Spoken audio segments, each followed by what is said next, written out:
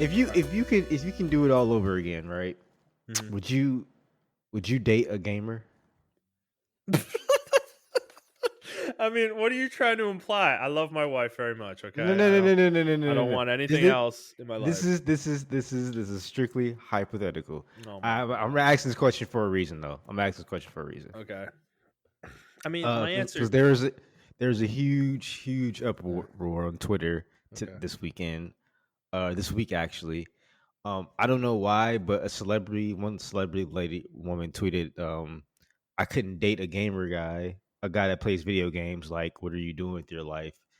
You're not Mhm. making any money. Mhm. She's also one of those people that dates like rappers slash drug dealers. Mhm. So people were like, "Oh, so you would rather date a dude that's addicted to, um, Mhm. cough syrup and Yeah. lean and stuff like Mhm. that."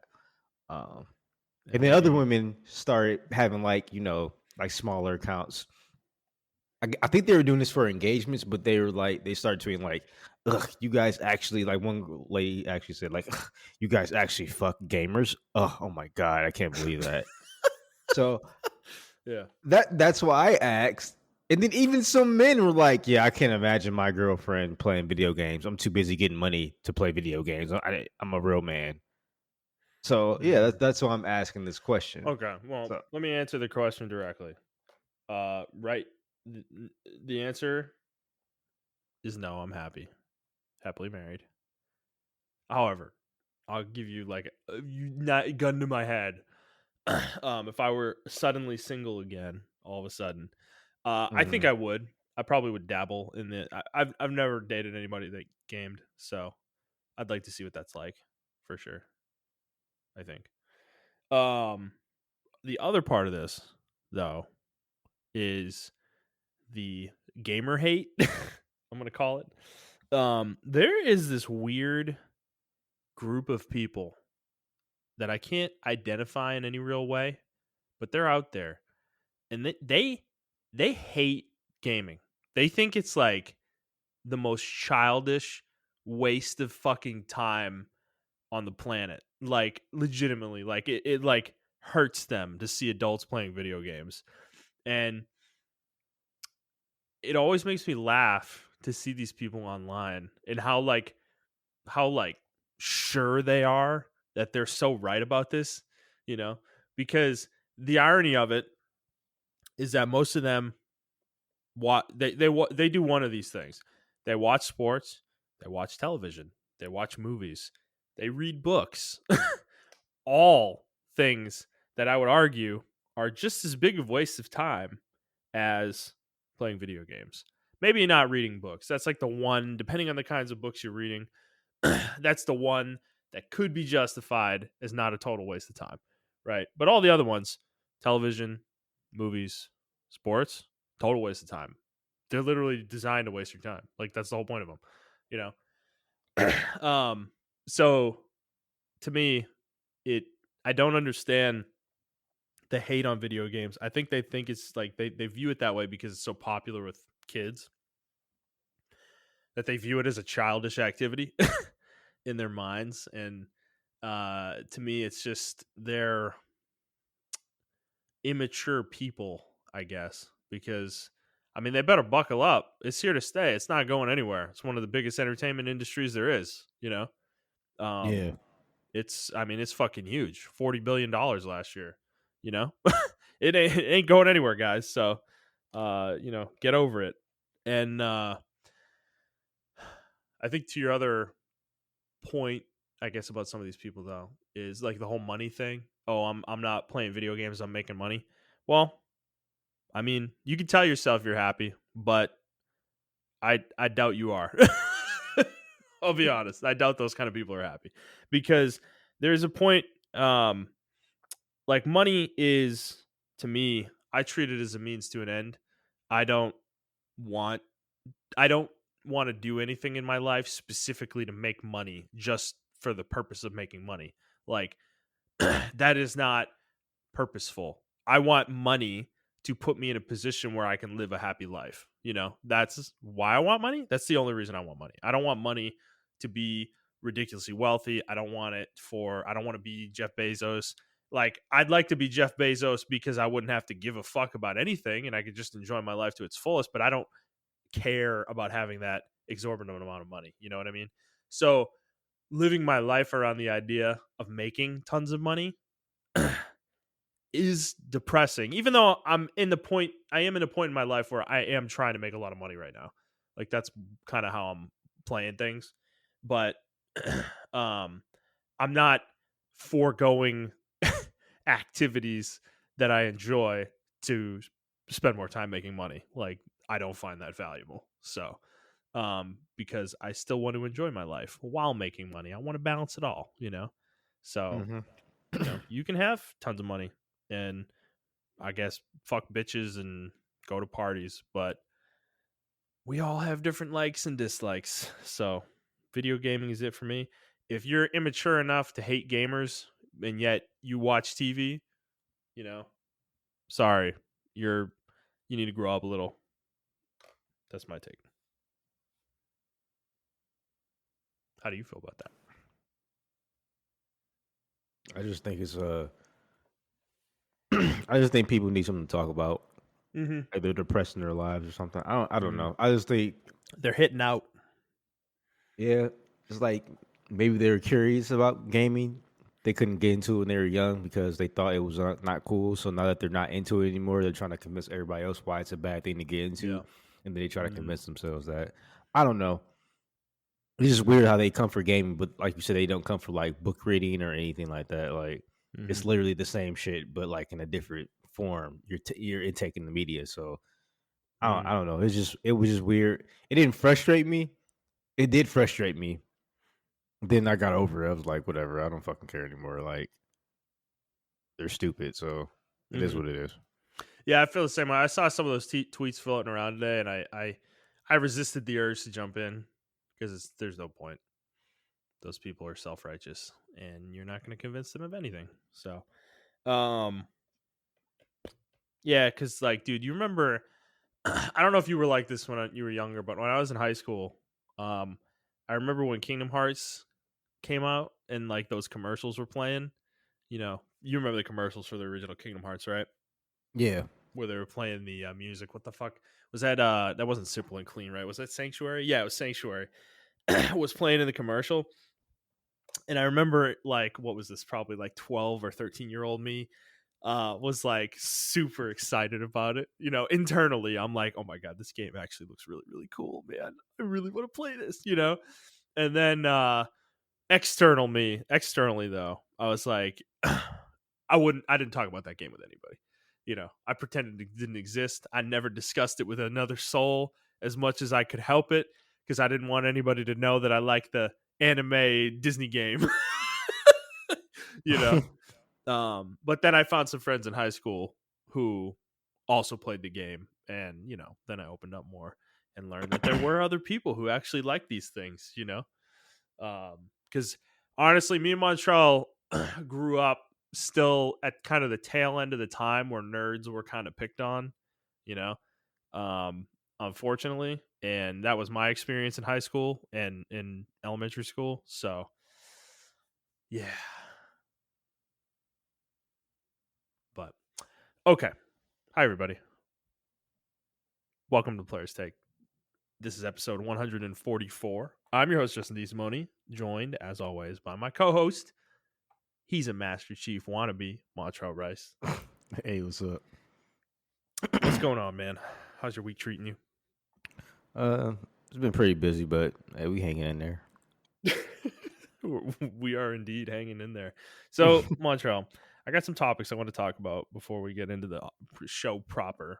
And one of those is we had a big discussion about it yesterday. Was GTA Definitive Edition, the trilogy or whatever the hell it's called. I don't fucking know. GTA 3, Vice City, San Andreas.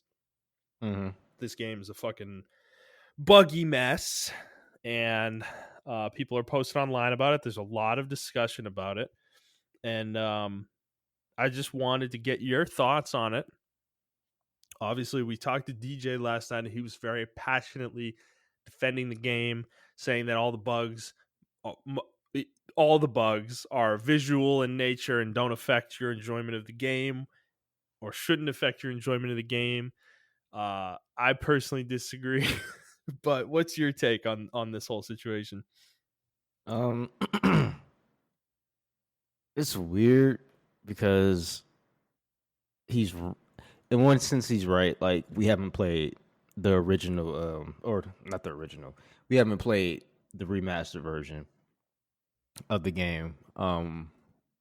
And I guess you can say it is blowing up to the internet does blow things out of proportion.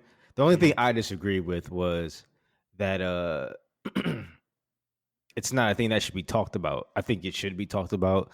Um, and the way it's being discussed, I actually approve of the way it's being discussed. Not like my words God or anything, but like compared to like 2010, right, or Mhm. 2013, how games used to be discussed relatively to now, Mhm. gamers are way more grounded in their approach. Like they make funny memes and stuff like that instead of just saying like, oh, I'm gonna kill a developer and we're gonna send cookies to your fucking, studio and stuff like that and all that shit. Like the shit they did with fucking Mhm. with Mass Effect. Like we don't see that anymore. So I look at it like that. Um, I think the GTA thing is still just a big like cash in. It's a cash grab, in my opinion. Like I Mhm. don't like it. I think you should be able to call that stuff out. Um, and as far as the game, like it's being visual, and the visual bugs do affect gameplay because that can take certain people out the game. So I think Mhm. it is a big deal for certain people. Um, Mhm. and I mean, there are certain bugs in the game where you like if it rains at night, you can't play San Andreas. Like you're stuck for about 10 seconds because you can't drive because you literally Yeah, can't see because the rain is so that thick. video is So crazy, dude. yeah, and I don't know, just like the way they handled the game, and they just it looks like they just put everything into like an AI generator, and it was like okay, well, and they had very little. There probably was. I mean, of course, there's some human interaction with like the creativity and things of that nature, but it looks like it was very little. And the way just the game was advertised, I guess this is. I guess this is our fault. I don't know. And our expectations got too high. Like Mhm. I thought it was going to be a remaster. I thought the game was going to look better, and to me, it doesn't look better. And that's, I guess, it's a subjective thing because I actually like the cartoonish way the game used to look. If that makes any sense, it used to look like the cover art of the Mhm. actual game. You know how it had that Mhm. comic book style cover art, and Mhm. it kind of looked like that in a sense. Um, I always actually wanted the GTA games to go in that embrace that style more instead of going photorealistic. But I know that Mhm. would be a huge breakaway from like what the core audience wants. Um, but yeah, I Mhm. mean that's just how I look at it. I don't know. Yeah, I mean, okay, so I I sympathize in one way with the whole discourse about the game on Twitter getting out of hand, which that happens with a lot of things. Um, I think it probably is being blown out of proportion to some degree. I mean, this is we're talking three old ass games that are probably not gonna make all that much money. Like, how many people are really buying this? I don't know. But on the other hand, I just can't get behind the idea of defending a corporation that makes billions of dollars a year. You know, like I'm sorry. I this is Take Two and Rockstar. Like they have the resources to make an impeccable video game, and they've done that plenty of times with things like Red Dead Redemption 2, and prior GTA games, and even the original Red Dead Redemption. They don't release their games, at least not GTA 5 had issues with GTI Online specifically, had a lot of issues at launch. But I'm going to go with Red Dead Redemption 2 specifically because the single player of that game, from what I remember, was pretty much impeccable. Like they had perfected the game. And um to me, that that game is a huge undertaking. That is a new game they're building from the ground up, right? These are Yeah. old games that were already made. And DJ made the point that they're bringing them into a new engine. Well, that was their choice, okay? They don't have to do that. That so whatever challenges came of that, they needed to tackle them. Like you can't just put a shitty ass team on this, pay them nothing, and give them no time to put this shit together and then release it regardless of the state it's in. Um, because if it's this buggy, and I, I mean, from what I've seen, is buggy as fuck. You know, some of the bugs are being blown out of proportion. Some of the bugs existed in the original versions of the game. That's kind of where the sensationalism is coming out of Twitter for sure. But to me, it's just like it's all noise. I don't really care because this isn't a 3-person indie team making a game. Like this is Take Two, Rockstar, okay? And yes, Yeah. Rockstar proper isn't making it, but they're putting their fucking name on it. So that implies a certain level of quality that people have come to expect. And they didn't meet that bar. And it's like that's what's silly about this is that these are remasters of old games. This should be an easy bar to kind of get over, to me. But and they couldn't even hit it here. So that's why I'm super cynical about this whole situation is that this was an obvious cash grab because they took the old versions of the game off the stores, and they're not available anymore, period. These new versions have completely replaced them. They're the same price they were before, but you only have one choice now. And so to me, this feels like they were trying to make a quick buck off some old GTA games, and they probably will make a decent amount of money off of this, but probably wasn't worth it overall if this is going to damage your company's reputation. So I don't know. I mean, I'm not up in arms about this. I don't really care. I don't give a fuck about GTA. I don't give a fuck about Rockstar. I don't care. I don't really play their games. Like, I don't really give a shit. Like this situation, this isn't like fucking like Square Enix doing this with like Kingdom Hearts or something, like all the Kingdom Hearts games are broken as fuck. Like fucking Sora's Keyblade turns into a wiggly noodle, like fucking some shit. Like, nah, I don't really care about GTA. So I'm not like passionate in one way or the other about this, but from where I stand though, it feels like a kind of a greedy cash grab that blew up in their face. So Yeah, I mean, I agree with you. I mean, I don't know. It's just, excuse me. I'm not really like saying like, oh my god, this is the worst game ever. But it's just like, hey guys, like people pre-ordered this shit, and it's like, yeah, that feels bad. yeah, like we don't need it. Like this is, and I actually saw a lot of people now. Like it's really weird. I saw a lot of people now saying like, hey, like pre-order culture is cancer. Like this is the reason why a lot of these games release this way. Um, and I don't know if like GTA had some huge pre-order campaign, but I saw a lot of people saying it under the GTA comments and stuff like that. And I agree. I mean, it's like all coming to a head now. And the reason why people are talking about this the way they are, because I've been looking at the comments, the Reddit comments, I've been looking at the Twitter comments, I've been on like other stuff. I just don't think it's egregious. Like I don't think the comments people are having and the concerns people are having are not egregious. I just think they're pointing out stuff that's happening and they're like, why is this happening? Like this is supposed to be a remaster. And I don't think it's that bad. It's not like they're being very unreasonable. Like you're a consumer. You have a Mm-hmm. right to say Mm-hmm. what's going on with this product and why is this product doing this. Mm-hmm. I just Well, to your point about pre-orders, this game released early, right?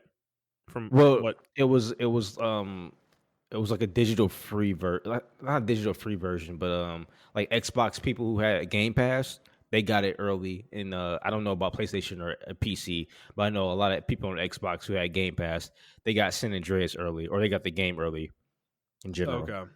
Okay. So the game not technically out yet? Then The game technically is not out. It comes out on the 8th or the 7th or the okay 17th or something like of that. December. Yeah. Yeah, so it's actually funny because that almost you think like it's possible that this has done damage to the game enough that people have canceled their pre-orders. Makes me wonder if that has happened because that is the pitfall of pre-order culture is that a company think about this. If a company allows you to pre-order a game, they give you no release date, right? Hmm. They could in let's say 2 years, like you pre-order it the second it's announced, right? And you and like a million other people do the same thing. And then 2 years later the game's ready, right? And let's say another 2 million people have pre-ordered the game. So you got 3 million pre-orders, right? You know the game though, you internally you're making the game and you're the publisher and you're like, okay, this game is not ready for prime time, but we can't keep pushing it anymore. Like we need to release it so it fits into this fiscal quarter or whatever the fuck. Yeah. You're like, oh, we just got we got to release this. People are really hyped for your game though. You know, it's like let's say this is like a Fallout 4 level situation. You know, um, you just say one day you're like, hey, you know, you just have a video trailer or whatever, and you announce the game's coming out in like 3 weeks. You know, and people are like fucking losing their minds. They're like, holy shit, dude. You know, and you like fucking shoot more pre-orders up, and you make sure that trailer looks real nice. You know, the trailer looks good, but you don't show anything else. You don't show any other gameplay or anything else. This is enough to sell a game, by the way. It happens all the time. Okay. You don't need to show gameplay. Like there's no obligation to show anything of your game before it comes out. If you have enough hype behind it, you could sell it with literally screenshots, you know? Like there's nothing saying you have to show what the game is. So, given that, you can announce your game and you could say it's coming out in 3 weeks, and then you could say you could give out review code with no like you don't give out review code before the game comes out, so people don't find out that the game's a buggy mess. Or you put the embargo like in a unreasonable state. You give it to people like really close to the embargo, so they don't have time to complete it in a real way and give like a full review. Cyberpunk, and then you release it, and bang, all those pre-orders they turn into sales day one. You can't return it, so get fucked. You just made fucking like 3 or 4 million units in sales day one, the second your game is launched, and it's a piece of shit that isn't ready for prime time. You can do that. Anybody can do that. Publishers do it. They can do it. I just said a game, Cyberpunk, fucking did it. Like, how many pre-orders did they capitalize on day one?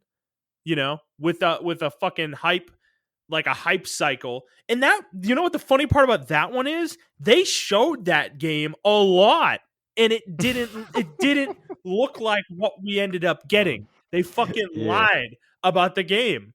Straight up lied about the game, and they sold a fuck ton of pre-orders off of lies. So this I'm gonna like we will always bang this drum on this show. Pre-orders are bad. Stop pre-ordering games. I don't give a shit who is making the game. I don't care if it's Nintendo making a fucking Mario game. I don't care. There is no logical reason to pre-order a fucking game. None. Like, just wait until it comes out and buy it when you hear about the reviews, okay? Or fuck it. Buy it the second it comes out. 12:01 a.m. You fucking buy it and download it. Just don't pre-order it. Give yourself an opportunity to find out if the game's broken. That's it. That's all you got to do. That's all you got to do. Just a little bit of restraint. That's all I'm saying. Man, remember when we didn't have to worry about that if the game's broken? You Yeah. know, and Jet brought that up yesterday. He's saying like they had to make sure these games were ready because they didn't have a chance to patch them. Well, because if the game was broken, that would get around real fast and your game would be dead. Nobody would buy it. It'd just be dead, you know? So, yeah. It's a simple lesson. I mean, So get fucked. yeah, get fucked. I mean, like that's my thing, you know. DJ was really really passionate yesterday defending GTA, but like there's a reason Let's we be fair keep to him. there's Let's be enough fair to him. yeah. Let's be fair. Like Mhm. I understand where he's coming from a developer I do. point of view. Yeah. And most of the time, what I was trying to tell him is most of the time when we criticize is not really towards the developer. Right. I'm not mad at the It's towards developers. it's towards the entity as a whole. Yeah. Like, you know, like Rockstar, the entity. yeah. Take Two, the entity. You know. And yes, when I say that, that does include the developers, but like, let's be real. I'm talking about the publishing side, and leadership. Yeah, Like, because 90% of the time, if the developers had more time, the they game would be would. better. Yeah, the game would be better. There's Yeah, rarely an instance where the developers we like. know that. We know that. y- So yeah. I mean, I'm um like, I understand where he's coming from. He's trying to defend the developer side, and like, we're on board with that. I'm on board with that. I don't generally get mad at developers. Like, even with Cyberpunk, it's not the developers I'm mad at. It's leadership. They're the ones who decided to do everything that happened. Okay, they made that game what it was. It wasn't the developers who did it. Like, they didn't have the time necessary to make that game work right. You know, and they ended up paying for it because leadership rushed it out the door, you know, and lied about the game, you know. But these things, we're going to continue to talk about them, and because it's relevant to the industry. Okay, these are all cautionary tales. This one with GTA, this is not a Cyberpunk situation. This is not that bad. Okay, he's right. This isn't Yeah, like, he's 100% right about that. even though you're saying it's not that bad, it is still being talked about a lot, and maybe it doesn't deserve that level of attention, you know. But at the same time, I'm on two sides of this. It's like, on one side, it isn't that big of a deal. It's three old games. Who really cares? But on the other side, it is Rockstar and Take Two, though. You know, it's like, come on, man, you couldn't have made this work better. You know, it's like, come on, you're charging 60 for it. Like, you couldn't have just charged 30 and walked away. Like, No, you no, I know, gotta charge the whole 60 yeah. for it. So fair enough. All right, Montrell. The other thing that happened this week, Game Awards nominees were announced, and hooey, have you looked through some of these? No, I decided not to give myself a brain aneurysm and look through. Yeah, you're right. I'm just gonna bring up one, and we can move on. Is Game of the Okay. Year itself? I saw this posted. So these are the Game of the Year nominees for 2021: Deathloop, It Takes Two, Metroid Dread, Psychonauts 2, Ratchet and Clank Rift Apart, and Resident Evil Village. Those are your 6 games. So this was my like immediate thoughts on this list. Is this feels like they're just checking some boxes to me. Like, you got Metroid Dread, Nintendo exclusive; Ratchet and Clank Rift Apart, PlayStation exclusive; Psychonauts 2, Xbox first party game. I think it's exclusive to It is. it's a console exclusive to Xbox, right? It's not on I don't know if it's PlayStation, is it? console exclusive. I think it is PC, Xbox. It's not. It's not on PlayStation for sure. I'm for sure it's not on PlayStation. Okay. But it's a first party game regardless. And then you've got Yep. Resident Evil Village, which is a third party AAA game. And then you've got It Takes Two, which is an indie game. And then you've got Deathloop, which is this one's a weird one. This is a Microsoft first party game that was published exclusively for PlayStation. But that deal was made before Microsoft acquired Bethesda and Arcane. Still, it just feels like they're checking some boxes. They got one from each major category that I just named there, you know. And yeah, What they I don't mean, have is like a I don't know. It's just like, this who's year. gonna win this This realistically? Is this Metroid I Dread? Probably. it's between Metroid Dread and Resident Evil Village. You think so? Okay. Those are two. I can't see Ratchet and Clank Rift Apart. Even though it's a good game, I can't see that winning. I can't see Deathloop winning because a lot of people. Psychonauts. There is a 0% chance Psychonauts 2 Yeah, wins.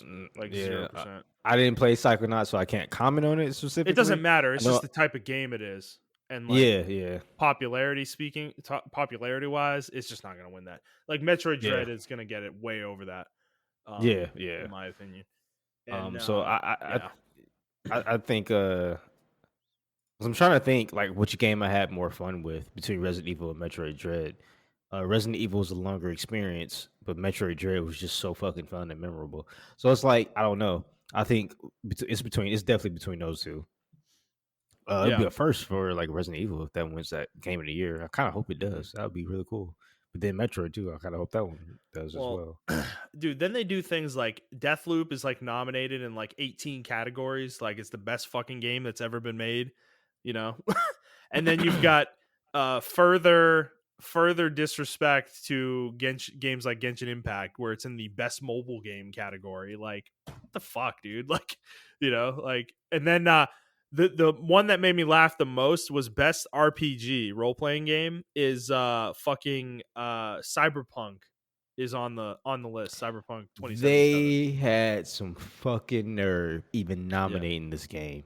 Like out of all the like the indie RPGs that came out, out of all the JRPGs that came out this year, you guys I mean, chose Cyberpunk?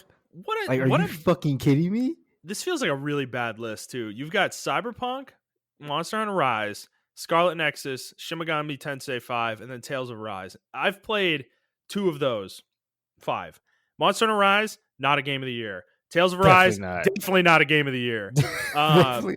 Scarlet Nexus, from the way you've described it, doesn't feel like a game of the year candidate. It's like a 7 out of 10. Yeah, I which wouldn't is give it a game not of a the game year. of the year. Shouldn't be winning a game of the year, in my opinion. Cyberpunk, broken fucking game. And the only one on here probably deserving of it is probably Shin Megami Tensei 5. I've heard I that this heard game is nothing excellent. but good shit about this game. Yeah, so Nothing but good I'm shit. I'm hoping that wins, but I guarantee you it will not. It just Um, came out too. They really reached for this one because this one yeah. just came out. That's how desperate they were, dude. Probably. Cuz I bet you it's going to be Monster Hunter. That's my guess. Oh, I hope it's not. Uh, out That's of all sending the the wrong games, message. yeah, out of all the games on this list, I in Cyberpunk, but I think Cyberpunk already got its just desserts or it got its treatment earlier this year, so I don't want to beat on that one. But out of all the games, I would rather Cyberpunk win over Monster Hunter. Like I'm just being completely honest because that game does not deserve to be even nominated. Like I'm a Monster Hunter fan. That game was Mhm. so lacking in content. It's fucking ridiculous how they just still had a nerve to do collaboration events. Like, and people are just like, oh, like someone tagged me in a Sonic collaboration event for Monster Hunter. I'm like, bro, I'm not touching this shit till next year. Like, I'm not touching it till summer of Mhm. next year. Like, and I'm standing on that. Like, I don't care how many monsters they release. I don't care how many weapons they release. Like, until I get the full game next year, I'm not touching it. And I really hope this game doesn't win because, like you said, it's going to send the wrong message, and Capcom's going to continue to do this with this game. I mean, they're Mhm. already going to continue to do it without this, but it's just going to further incentivize it. And then what about best fighting? Demon Slayer is in the best fighting category. Okay, yeah, I'm done with this. I'm done talking.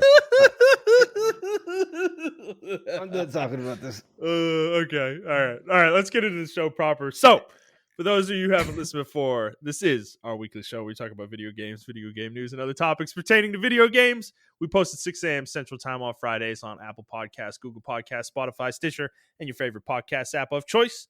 And if you'd like to send us a question, please do so at the Players Take on Twitter, or you can send us an email to theplayerstake01@gmail.com, and we will most certainly answer it here on the show. All right, Montrell, let's get into what we've been playing. We got to get going. We got plenty of news to talk about. We got a lot of games to talk about. Do you want to go first? Yeah, because I mean, I was gonna be pretty quick. And I'll just wait for you to get to your last game. So I haven't really been playing too much of anything lately. I finished up League of Legends. I should put that in there. I haven't really touched Vigor You again. finished up League of Legends. How's that Well, possible? the season's over Oh, with, I so see. Okay, I'm not gonna be playing until like preseason comes out or whatever. gotcha. Which is in like another week. So and maybe I played a little bit of Apex. I haven't touched Scarlet Nexus because of the other game under here, which is Halo Infinite.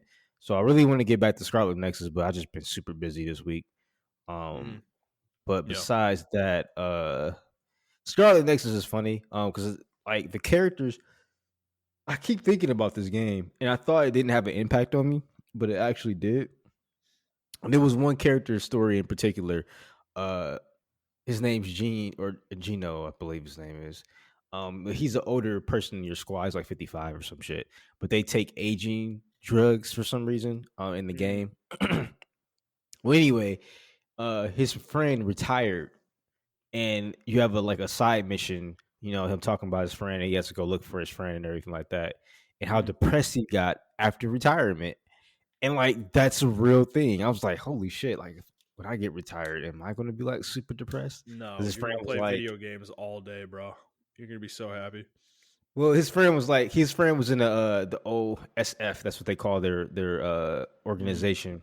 yeah, And then his friend retired, and because his brain couldn't handle like the moves that he can do anymore and stuff like that. yeah. Um, and yeah, he just fell into a deep depression. Or his friend always wanted to constantly hang out with him and stuff like that. And he said he backed off from his friend because he was trying to have it. He was trying to let his friend like kind of grow and find his own way and stuff like that. He still loved him, wanted to be with wanted to be cool with him and everything like that. But he knew this is something he had to do.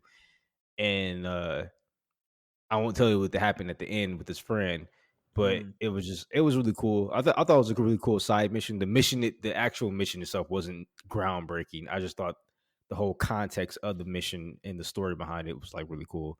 mm, And there are a couple little stories like that with the characters in there. Um, so I mean, another thing is like I actually remember a lot of their names. I know it's so stupid, but I do, and that's speaking to me for some reason. Like I remember these other. It's like 12 of them too, by the way. Like maybe not 12, maybe like hmm. 8 or 9. It's like 9 of them, by the way. So I Yeah. remember the names, and which is I think is really cool because that means that each character has their own personality and they stand out in their own way and stuff like that. So it's really cool. Mm. I like it. This game made an impact on you. Yes, it's surprising. Like I said, I give Bandai Namco their props. They whoever the studio that made this game really tried, and I got to give it to them. Like if this game does win RPG of the year, I wouldn't be mad at it, because it really took me by surprise. I still give it a 7 out of 10, but like I said, that's still above average game. It's a really good game to me, Well, I'd especially for rather like this win than yeah Monster Hunter yeah. I don't want Monster Hunter to win at all. or So Tails, to be honest. oh yeah, Definitely that over Tails. yeah, that game, man, is crazy. Anyway, yeah, Yeah. that's it for me though. Okay. I mean, yeah, I'll just go. Okay, I'll go through mine as quickly as I can. So I've been in a weird spot last week. You can see Montreal. I have like 6 or 7 games on my Yeah, list. well, like what the fuck? Uh, well, what happened was, okay, I was playing Andromeda, I was playing Final Fantasy last week, and I was having fun, but I kind of just hit like a wall late last week with Andromeda, where I was just kind of like, man, I want to play. I want to play something new, like something that's like new and fresh. So Amazon was having this buy two get one free sale on their website for video games, and they actually had 3 games that I wanted, so I bought them, and they showed up on Friday last week. So I got Guardians of the Galaxy on PS5. I got Riders Republic on PS5, and then Disciples Liberation on PS4. But before I get there, I want to talk about the other stuff because I still have been playing Final Fantasy 14 and Andromeda. I got to the point with Final Fantasy that I've finished leveling botany and mining. I got them fully decked out in their level 80 armor set.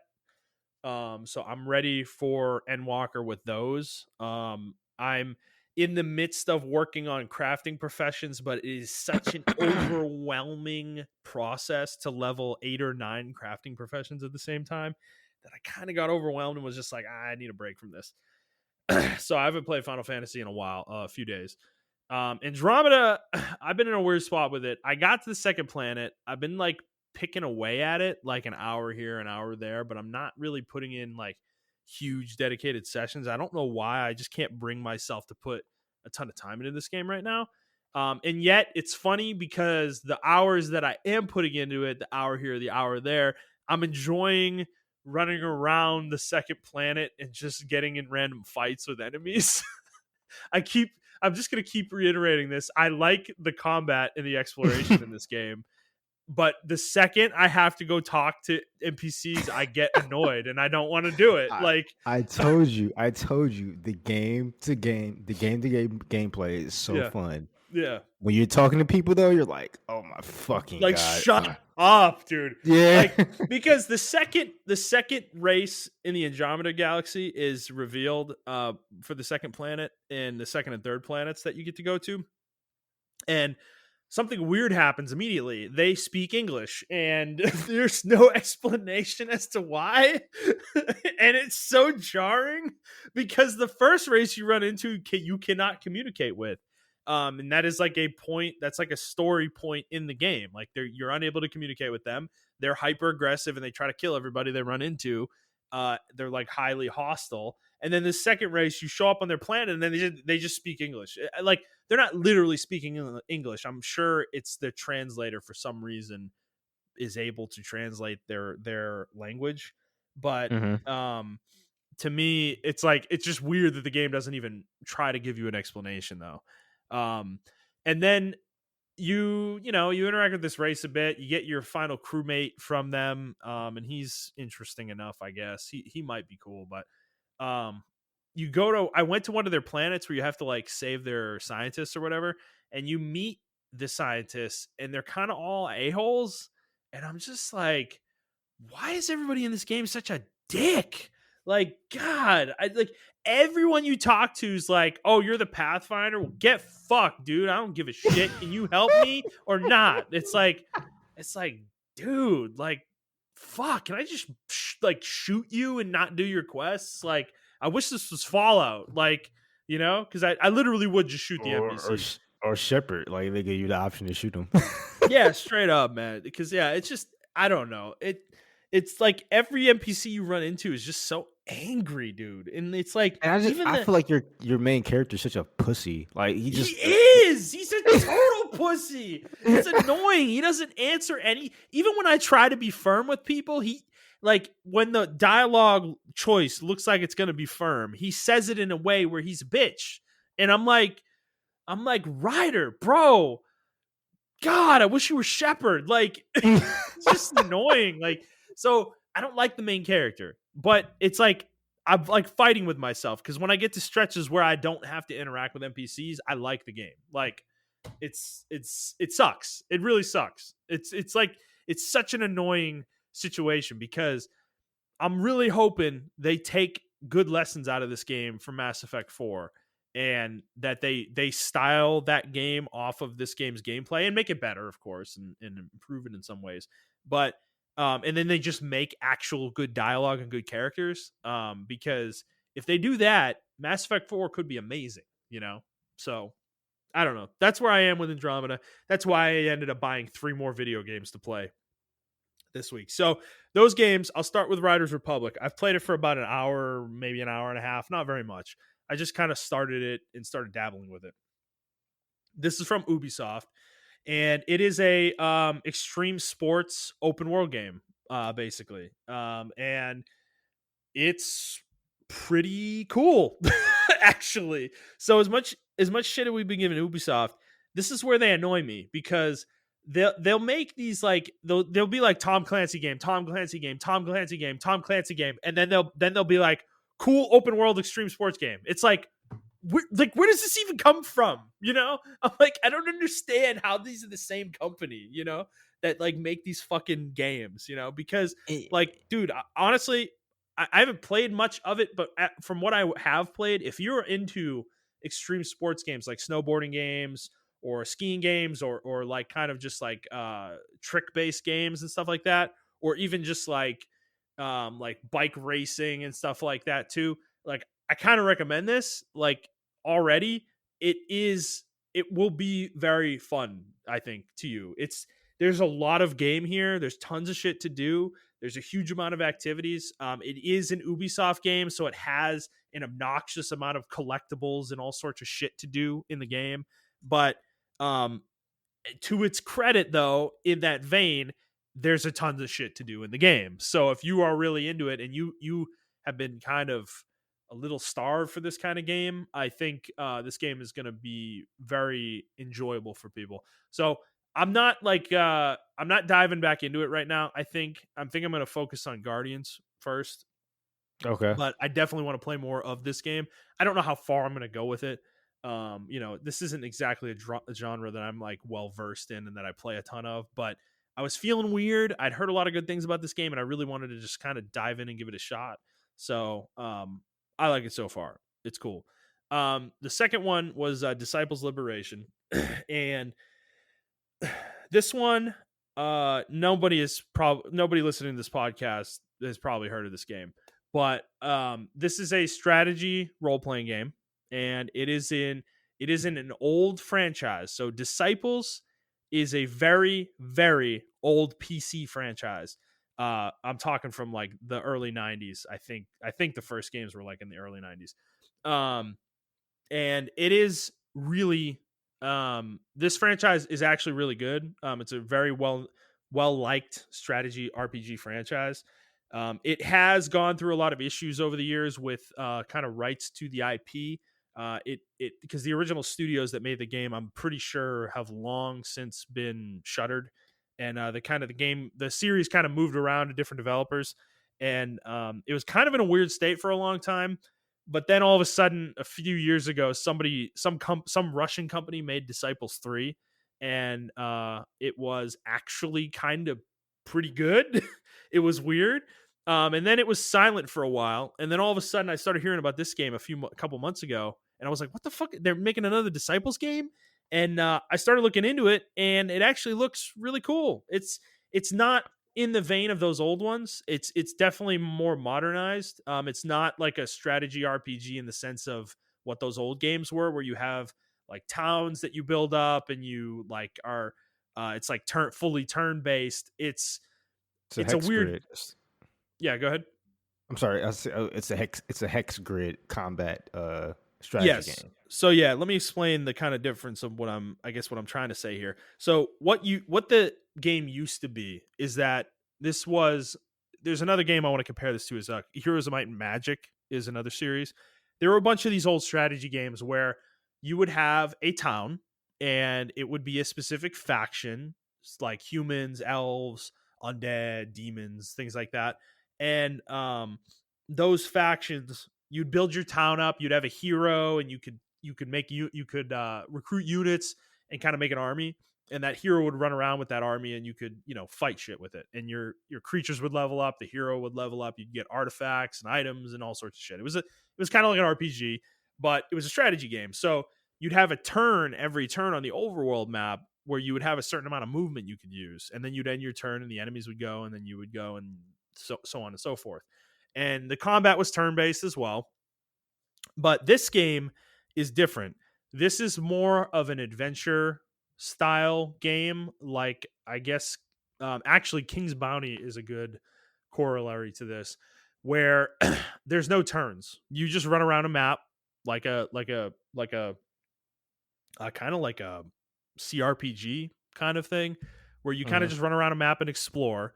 And when you get into combat, you go into a turn-based combat mode, which is like Montrell said, hex-based, turn-based combat, basically. And it's tactical, and you have an army, and you fight an enemy army, and um, there's different types of units. There's multiple factions as well. They have their own unit trees and stuff like that, and the units have different abilities and things they're good at, things they're not good at. Very tactical, strategic, but there's still RPG elements as well. You have a hero who can fight, and she levels up. She gets equipment. You can kind of deck her out and customize her the way you want as well. So, and for the town part, what they did in this game is you don't have a town on every map. You have a town that persists between the missions you do, and you can upgrade that town between missions, and that unlocks new creatures, new abilities and spells, and different other types of functionality that you can use with your character in the game. And I'm very intrigued by this. I'm definitely going to play this one and probably beat it for sure. I'm Yeah, I actually been interested. seeing this game get advertised a lot on my timeline. It was like Mm-hmm. the actual promoted tweets and stuff like that. I was wondering what the hell it was. I just kept seeing like the girl like Yeah. wake up in chains and stuff with the tattoos on her face and stuff like that. Mm-hmm. So I didn't know what it was, but I'm glad you're telling me. This actually looks really cool, to be honest with you. Yeah, this is a kind of a modern spin on an old school genre. Is kind of the way I look at it.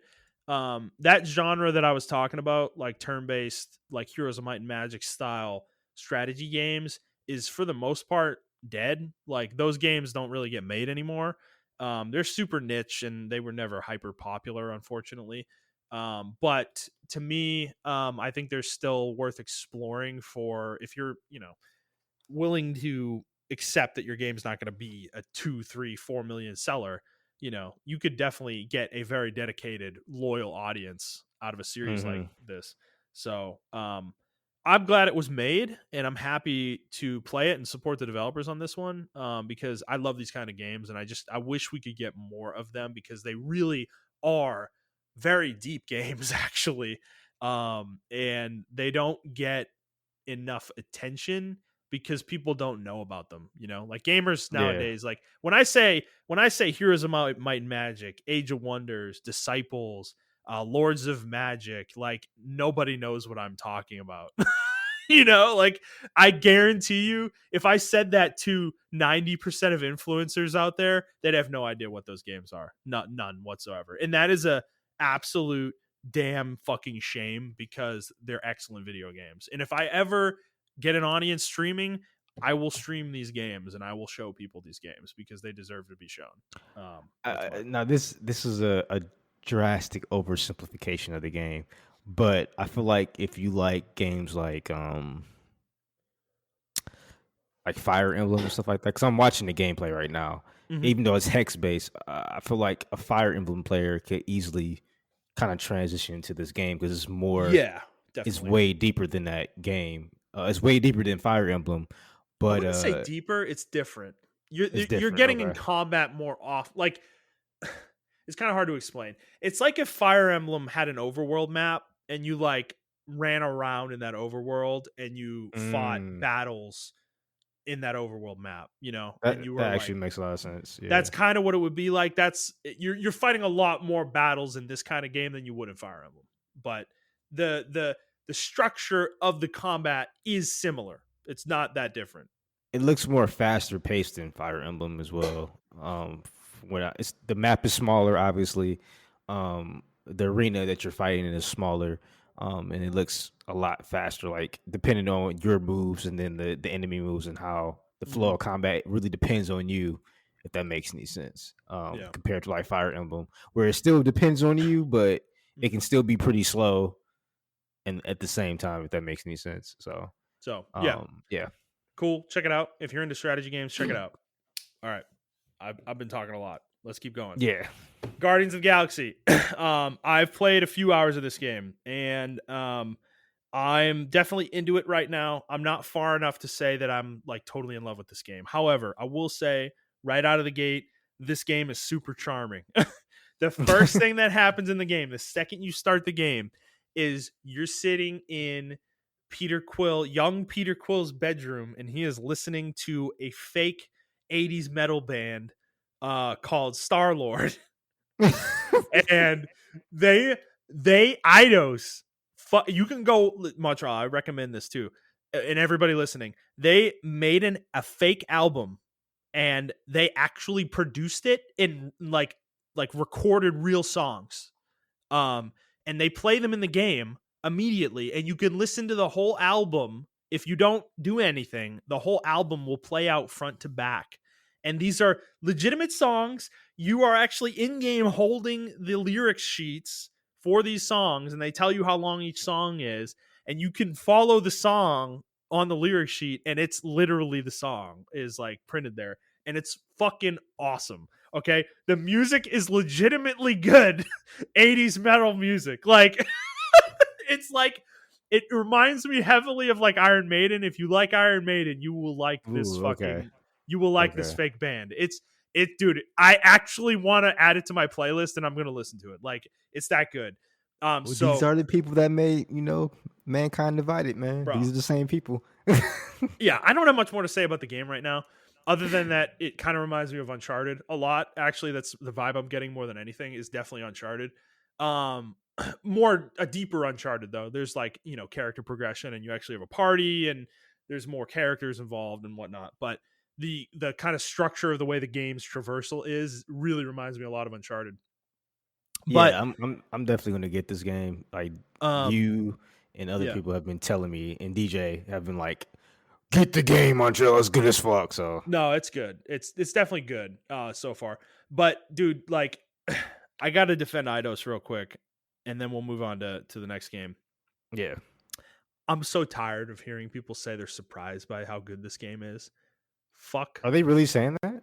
all of you. Huh? Dude, bro, everybody's saying it. Everybody I feel like talking about this game is like, God, I'm so surprised by how good Guardians of the Galaxy is. And I'm like, Okay. I y'all don't don't think know that has video anything. games. Okay, I don't think that has get anything to out do the with the medium. studio. Yeah. Like I don't get think out that the has anything to medium. do with the studio. I'll be the first to say that. No, I don't it think does because they don't respect them. Like saying that is saying you don't respect their prior work. Okay. This is the studio that made Mankind Divided. Literally one of the best games last generation. Period. The end. Full stop. No questions asked. Okay. Like it's a fucking crime how little people know of Oh Eidos brother, Montreal. They're so good. Okay. They're oh so good. brother. Shut up. Shut up. Like I said, I don't think people were saying that because of the studio. I think people were saying that because of the IP. First, the let's be honest, trailers didn't look the best, They and then didn't. on top of that, we had the Marvel's Avengers come out. So I think Mhm. people were still like hooked Yeah. on that. They're like, Which we said we did mention that for sure. yeah. So I And think I think that's we were why, skeptical of the game, but I'm not yeah, surprised that it turned out to be great. yeah. So I Like think that's where a lot of it came from. Because you were even upset that they were making this game. You were like, I still why are am. they? I wish it was a Deus Ex. I wish they were making a Deus Ex game. But the fact that this is good, I'm a little less upset. So that's it. I said my piece. We'll move on. I'll talk about the game more as I get deeper into it. Okay, last game we both been playing this is Halo Infinite. So Halo Infinite multiplayer launched early, and there were a lot of rumors about this after last week's episode over the weekend last week, and it came out Monday, which was the 20th anniversary of the original Combat Evolved release. And this was a really cool thing Microsoft did. I thought this was a great way to undermine Call of Duty and Battlefield. Mm-hmm. And we've been playing it the last few days. And Montreal, do you want to start? How do you feel about this game so far? So I I'll start off with the good stuff. The combat is actually very, very good. I think the net coding on the game is actually really fucking good as well. A lot of people have been just talking about the combat, but not the net coding. I think the net code is real fucking good. When I hit people, uh, I can I can tell I'm hitting people. Halo had this thing where sometimes you can run around the corner, sometimes you can still get shot. I'm seeing less of that in this game. I did have Um, that happen to me once. yeah. But yeah, not that It's much. still apparent, but like I said, like it's less. It's reduced drastically. Mhm. Um, there are legitimate times like I rarely had a time where like except for like the last 2 or 3 days, it's been weird. Probably because I was just frustrated with the game modes. But every time I get killed, I feel like it's legitimately my fault. Like I'm like I should have been Mhm. positioned better, or I missed my one shot here, or whatever the case may be. I think the game by far is probably second best gameplay I've ever played as far as Halo. Um, or I can say, yeah, I think it's the second best right now. The reason I can't put it first is because of the game modes that we're playing. Um, it's just if you're just talking about strictly gameplay, gunfighting, it took the best of five and it took the best of like all the classic Halos and mashed them together. And I think everyone on each side of the fence, whether you like 4 and 5's combat better, or you like Reach's combat better, or you like the classics better, I think everyone will get their just desserts here because this game they did a really good job at balancing this game out as far as like gunplay and everything of that nature. So the battle to battle gunplay is really fucking good. Uh, I think the graphics are good. The stylized, the choice that they decided to go with as far as like your Spartan and everything of that nature, I think that's really good. Um, Halo 5 did have this weird. like Gundam looking fucking Halo 5 and 4 had these weird like Gundam looking Spartans that I really was not like feeling at all. I didn't really like Reach's. Like a lot of people love Reach. I actually hated Reach's the way the Spartans looked in there because it looked like little. They looked like they were shorter canonical wise. They were shorter than the Spartan twos, but they looked too miniature. Like the art style for Reach was like really weird. I can't. It was almost Gears of War like you know how they like that Yeah. statured like Yeah, buff yeah, yeah. people, yeah. Yeah. But it wasn't as Overly buff. yeah, but it wasn't. They weren't as buff. If that makes any sense. Like if you look at Reach and then you look at like Halo 3 and 2, like you're like, okay, I kind of see what he's saying. It was more stylized, I would say, and I do like that approach. I just didn't like the way they did it. If that makes any sense.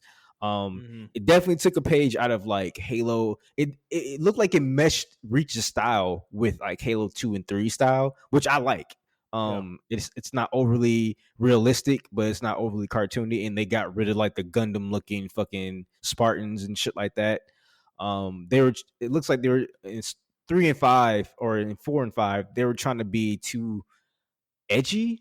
If that makes any sense. But in this one, they did a really good job in my opinion. So for the bad, actually, I'll let you go with your good before I get to the bad.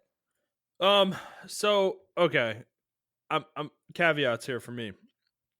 I'm not a Halo like purist. I'm not a huge Halo fan either.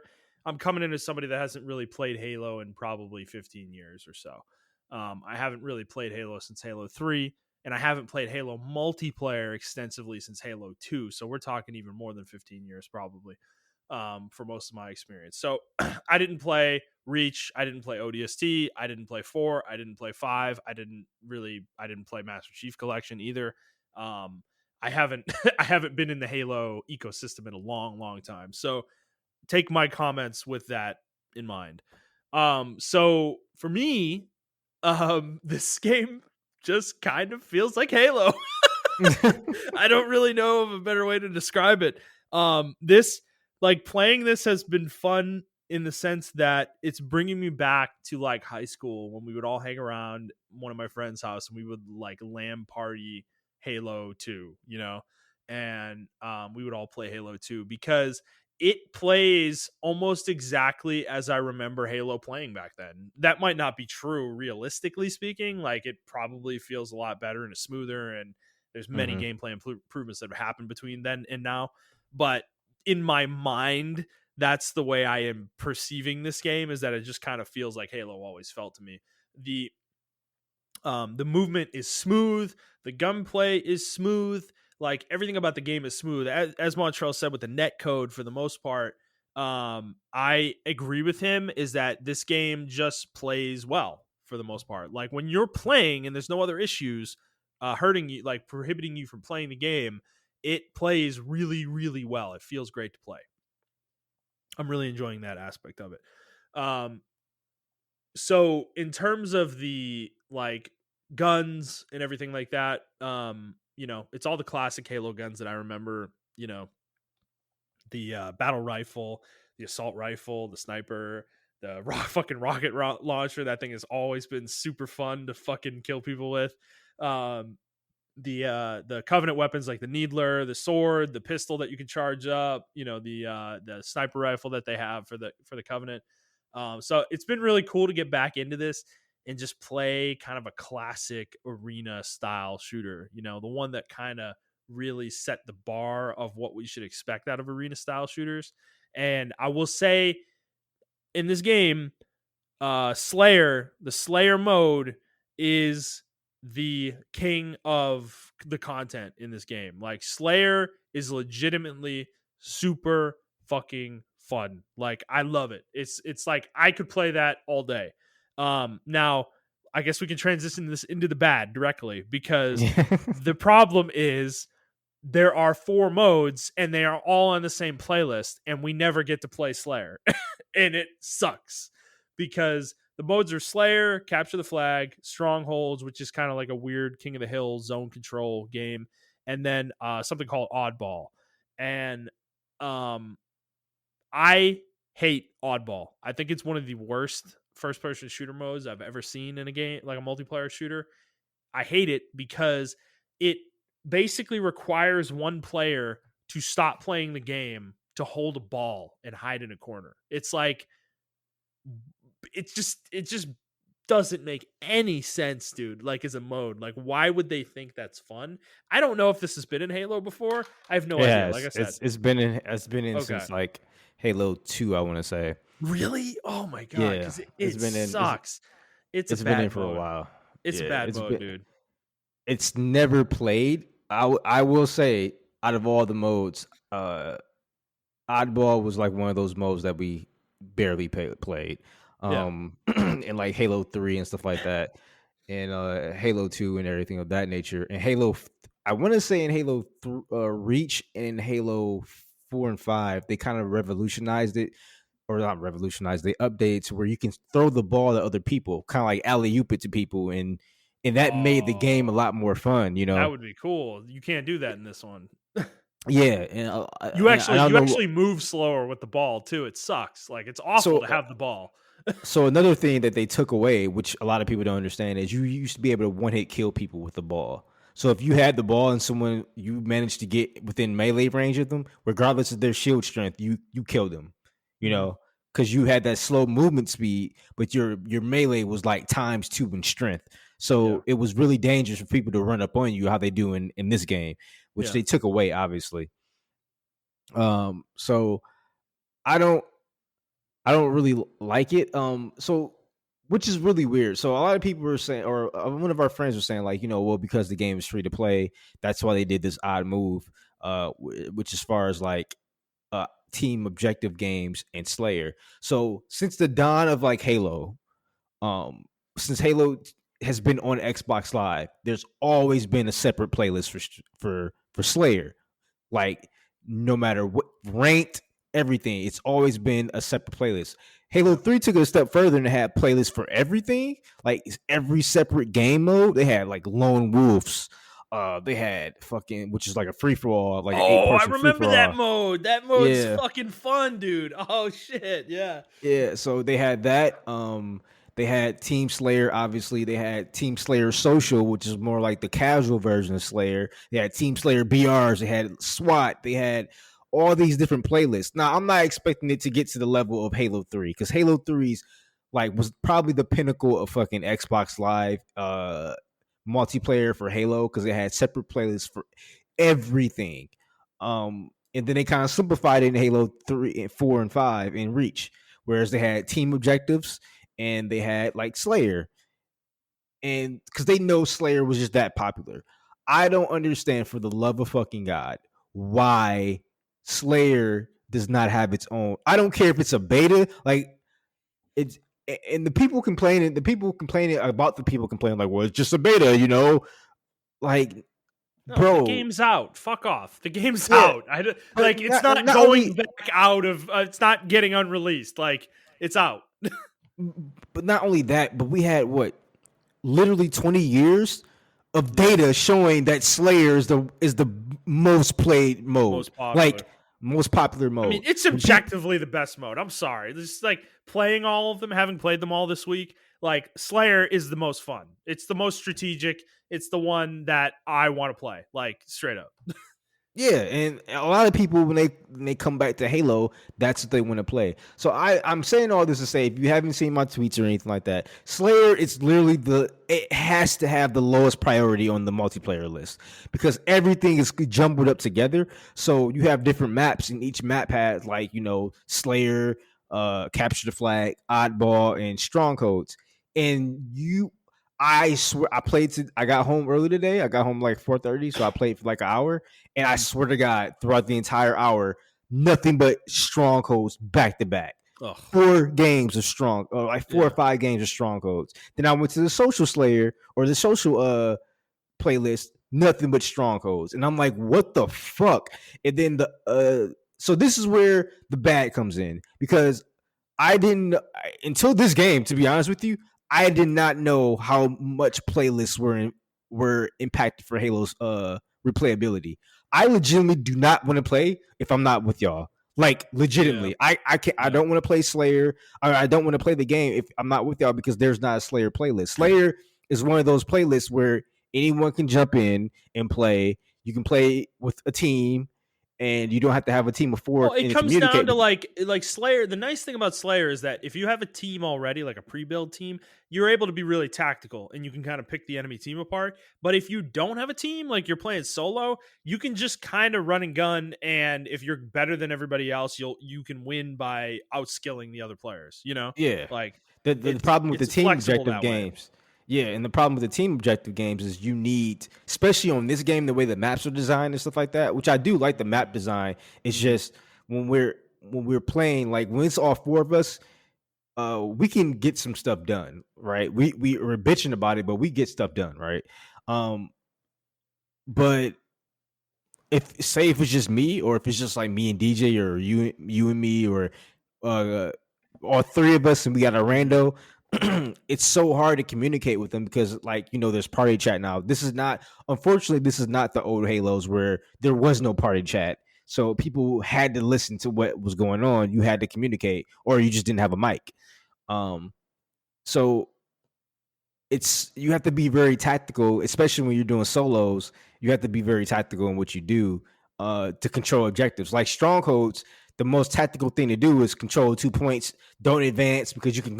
We started to notice yesterday that we can control the spawn points of the enemies if we don't advance and stuff like that. So that's the brings me to another fucking point.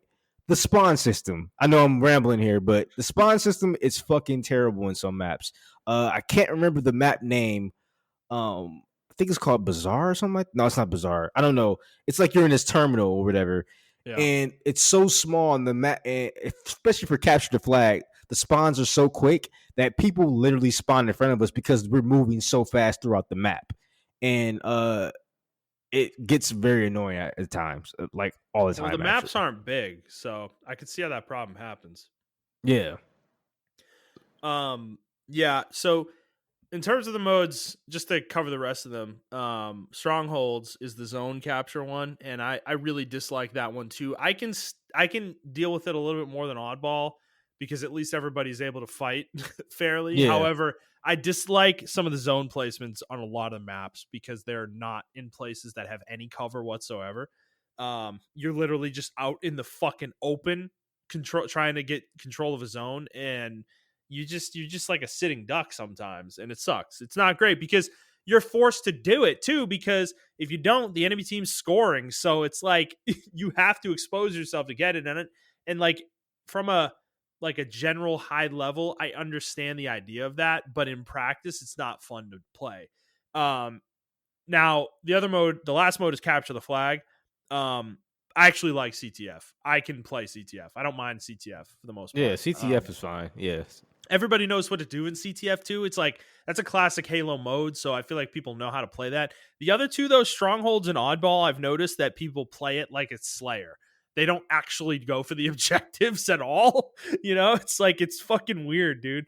So I end up hating those modes because yeah, like if you're playing with randos, they just suck. They're not very good. So Well, the thing is, I think people will be more inclined to play the objectives if you queue up for objective, right? If you had the mindset like I'm about to queue up for objective, this is what I'm about to do, and I know I have to do that because I used to do that. Because when I used to play nothing but Slayer, I'm like, okay, I want to play like some objective game-based gameplay or whatever now, and I do that. But I don't have that because literally out of 10 games, I'm getting one game of Slayer out of all the yeah, objective games. yeah. So they Well, really need to improve that. yeah, all these modes you were mentioning too, like Lone Wolf and stuff. Like, I really hope they did say this isn't everything there is. There's going to be more stuff released in the near future before the game comes out. So I'm hoping that they're going to add more modes. They did say more modes are coming for sure, but I hope they add more playlists along with those modes. I hope we get things like Lone Wolf. And honestly, I need some of those like bigger maps, like those 8v8 maps. Like, bro, I need Blood Gulch. They need to put like Blood Gulch needs to be in every Halo. I'm sorry. Like, that map is Halo, okay? Like, we need it. That is the most classic CTF map in the existence of CTF maps. Like, I kind of want to play it. I need it in the game. So give it to me. Give it to me. Damn it, Microsoft, give it to me. Okay.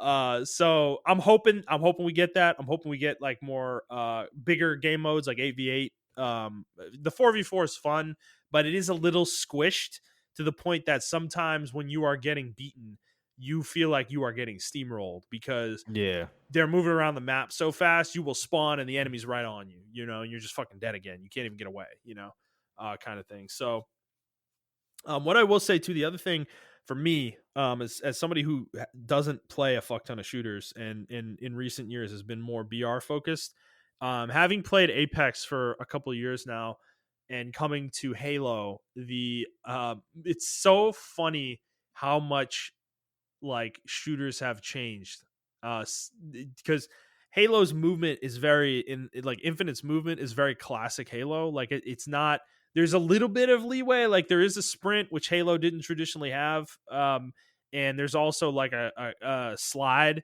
which I Yeah. don't know if Halo's had in the past either, but they're both kind of, they don't feel like they're actually useful in any way. Like the sprint, I feel like you're barely moving any faster when you're sprinting, and the slide is really bad. Like it's a bad slide. You don't It, get it much out of it.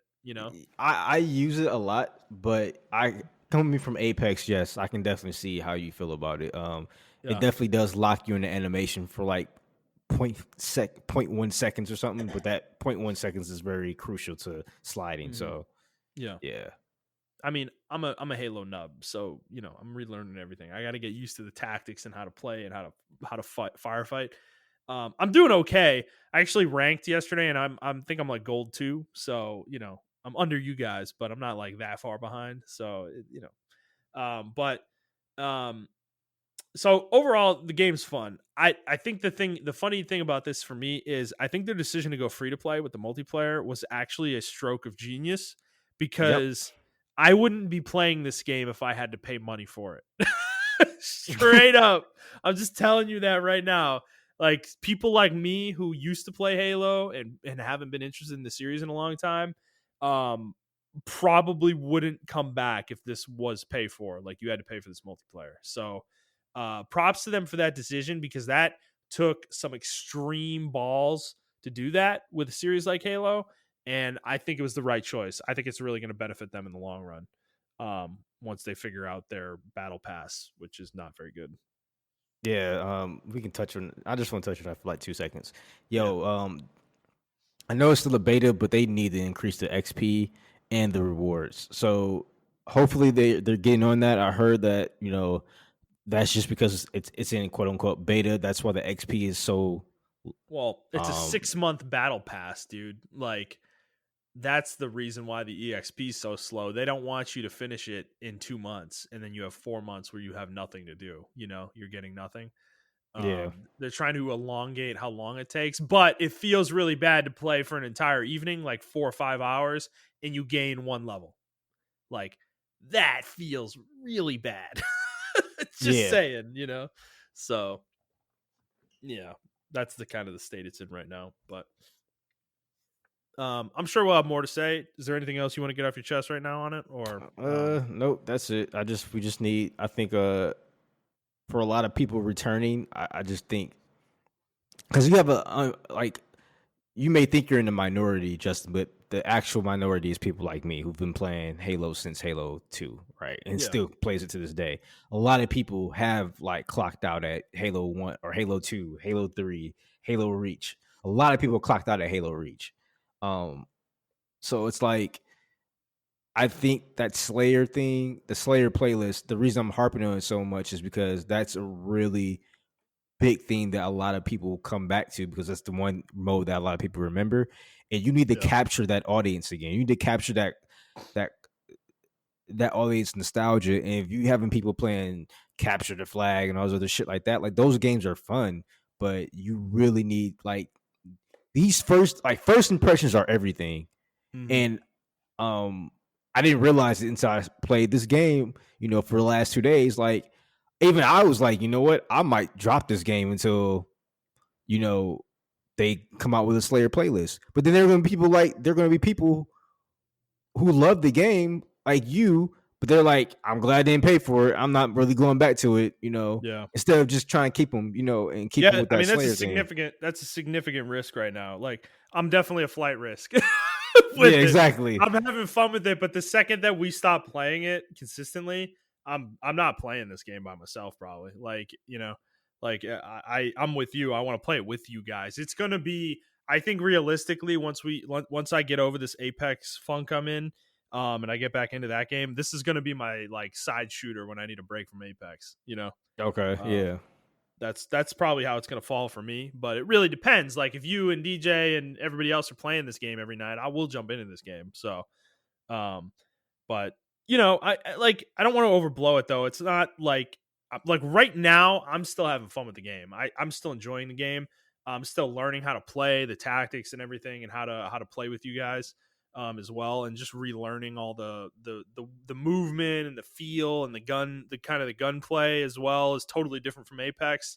So learning all that and like relearning all that is enjoyable, and I'm definitely having fun with it. But um, they definitely have some areas they need to improve. So hopefully they take that feedback and act on it soon. So all right, Montrell, let's get into the news. I'm actually going to cut the first story All right. because it's not that important.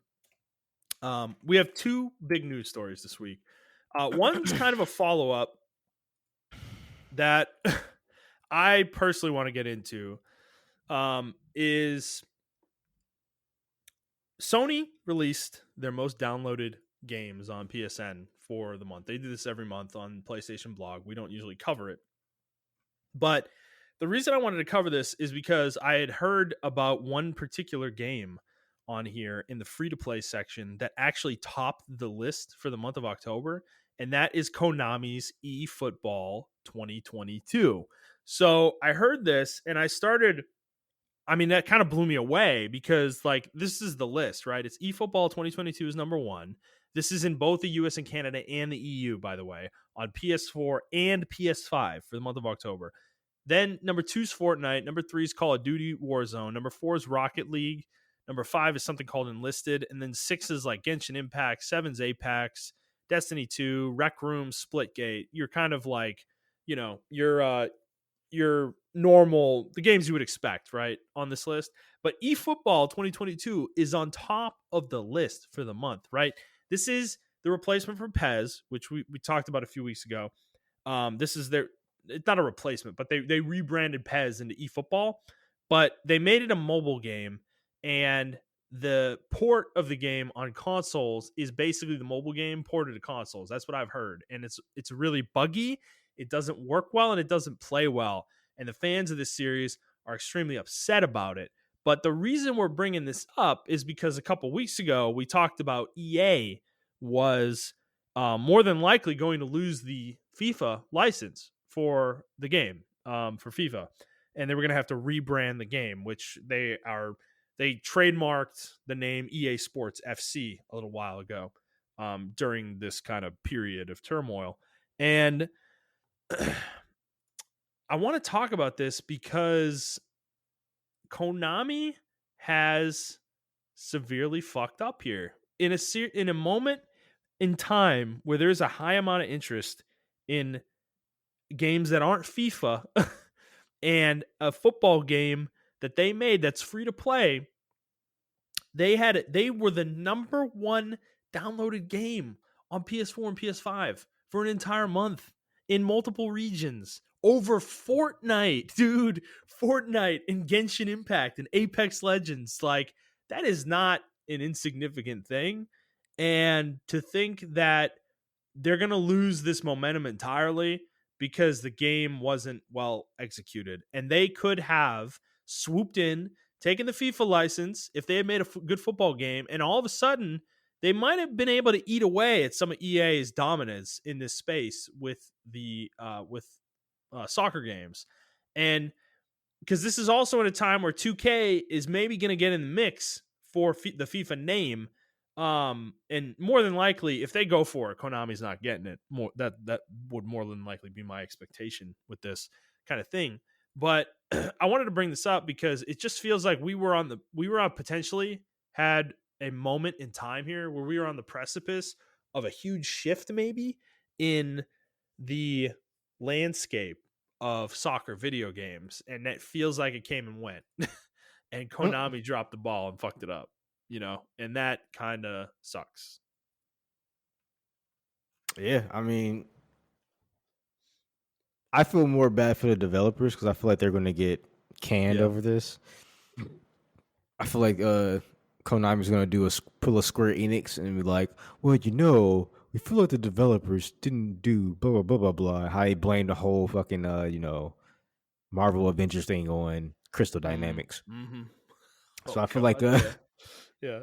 I feel like they're going to do the same thing with whoever developer was it for this game, because this was that rare opportunity for them to snatch it from under EA, and they still have the opportunity. I mean, the license is still up for grabs, but Mm-hmm. man, It's you true. better, yeah, you gotta either fix the game or do something, So Mm-hmm. we'll see. Well, that's fair. I mean, they definitely they definitely can still seize this opportunity. I mean, obviously they can fix the game, but they decided to delay their first patch because they wanted to make sure they got it right. They literally delayed it to next year because they want to make sure they like get this right and fix it. But it's possible it's too little, too late. The other thing with this I want to point out though is this FIFA license thing is literally for the name FIFA. That's it. So Oh, it's not for EA, the teams or it's anything like not for that. it's not for the teams. It's not for any of the leagues like UEFA or Premier League or anything like that. EA will still have those licenses. They have, I think, they have negotiated those individually with each league, so that will not be lost by EA. It's just the name FIFA, which is the overall organization that runs all this shit internationally for soccer. But it's still big. It's not like it's negligible. That name is recognizable and it's an important name. I mean, everybody knows what fucking FIFA is. Yeah, And in the video game space, we know what FIFA is as gamers. So I don't think it's a negligible thing to lose that and have another company take it. But at the same time, it's not a complete coup, for whoever takes it. So it's not like I don't think it's as seismic of a story as it could be or could have been, with all the rest of hmm those licenses. But who yeah, knows? I mean, if this happens with FIFA, I mean, uh, some of those other, licensors for the leagues could kind of get into a similar position where they want a little bit more money. But yeah, um, or or fuck it, they decide they're like, you know what? Someone else has got the name FIFA. We kind of want to do business with them too. That has always been the Achilles heel of PES is that they didn't have the licenses for any of the proper leagues. They had some minor leagues that were like not really that popular or interesting. But like the big ones like UEFA, Premier League, Champions League, those ones, like they didn't have any of those. And that killed them because they would have to release like their like funny money version of a soccer game where you have these fake teams that you make up, fake players and shit, and people would like put their own fucking put the real players in and the real teams into the game, but it's like it's like a huge amount of work for people to do it. So hmm so that's always been the Achilles heel, and that wouldn't necessarily go away if they got the FIFA name, but it would at least give them a little bit more pull for sure. So, okay, yeah, but we will continue to monitor the situation and we will let you know if there's any more developments with it. All right, Montreal. Let's move on to our giant, massive story for this week. So, we have been kind of ongoing talking about Activision Blizzard. There's been a lot of allegations of sexual misconduct, sexual harassment, a lot of bad shit, especially particularly focused on Blizzard. The Activision side of the Activision Blizzard equation has been relatively clean in this whole situation so far. However, that changed this week as the Wall Street Journal released a article this week detailing that Bobby Kotick, the CEO of Activision Blizzard, the longtime CEO, by the way. I mean, we're talking I think he's been CEO for about 31 years for this company. He has been implicated in the sexual harassment allegations that he knew about many of them, and he actually may have been a harasser himself over the years. So I'm going to read a quote from the article here. It's a few paragraphs. This article is actually huge. It's very, very long, extremely detailed. There's a lot of information in here. I would really recommend everybody go read this Wall Street Journal article. I want to focus on the part about Kotick, though, specifically because I think he's the focal point of this story right now. So, quote, over the years, Mr. Kotick himself has been accused by several women of mistreatment both inside and outside the workplace, and in some instances has worked to settle the complaints quickly and quietly, according to people familiar with incidents and documents reviewed by the journal. In 2006, one of his assistants complained that he had harassed her, including by threatening in a voicemail to have her killed, according to people familiar with the matter. He settled the matter out of court, the people said. The Activision spokeswoman said, Mr. Kotick quickly apologized 16 years ago for the obvious, hyperbolic, and inappropriate voicemail, and he deeply regrets the exaggeration and tone in his voicemail to this day. In 2007, he was sued by a flight attendant on a private jet he co-owned. The flight attendant claimed that the plane's pilot had sexually harassed her, and after she complained to the other owner of the plane, Mr. Kotick fired her. The defendants denied the allegations in a separate action related to legal fees in the case. An arbitrator, citing what he said was sworn testimony, wrote that Mr. Kotick told the flight attendant and her attorneys, "I'm going to destroy you." A spokesman for Mr. Kotick denied that he said that. In 2008, they settled by paying the attendant $200,000. According to the arbitrator's decision, a spokesman for Mr. Kotick said he couldn't have fired her in retaliation for complaining because she never complained directly to him. End quote. So this is pretty gnarly stuff. Now, to lay more groundwork, since that moment, Polygon released an article headlined, Bobby Kotick must resign. And then they go into detail about the whole story. I don't, if you want to read the article, go ahead. We will be talking about it in the context of that headline and kind of what they're saying here. And then the Washington Post had further details.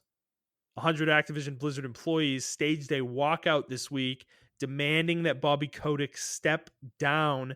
This actually spilled over outside of the offices into the remote workers as well, and they staged a, quote, digital walkout as well. And there were, I think at one point, up to over 200 people that did this as well.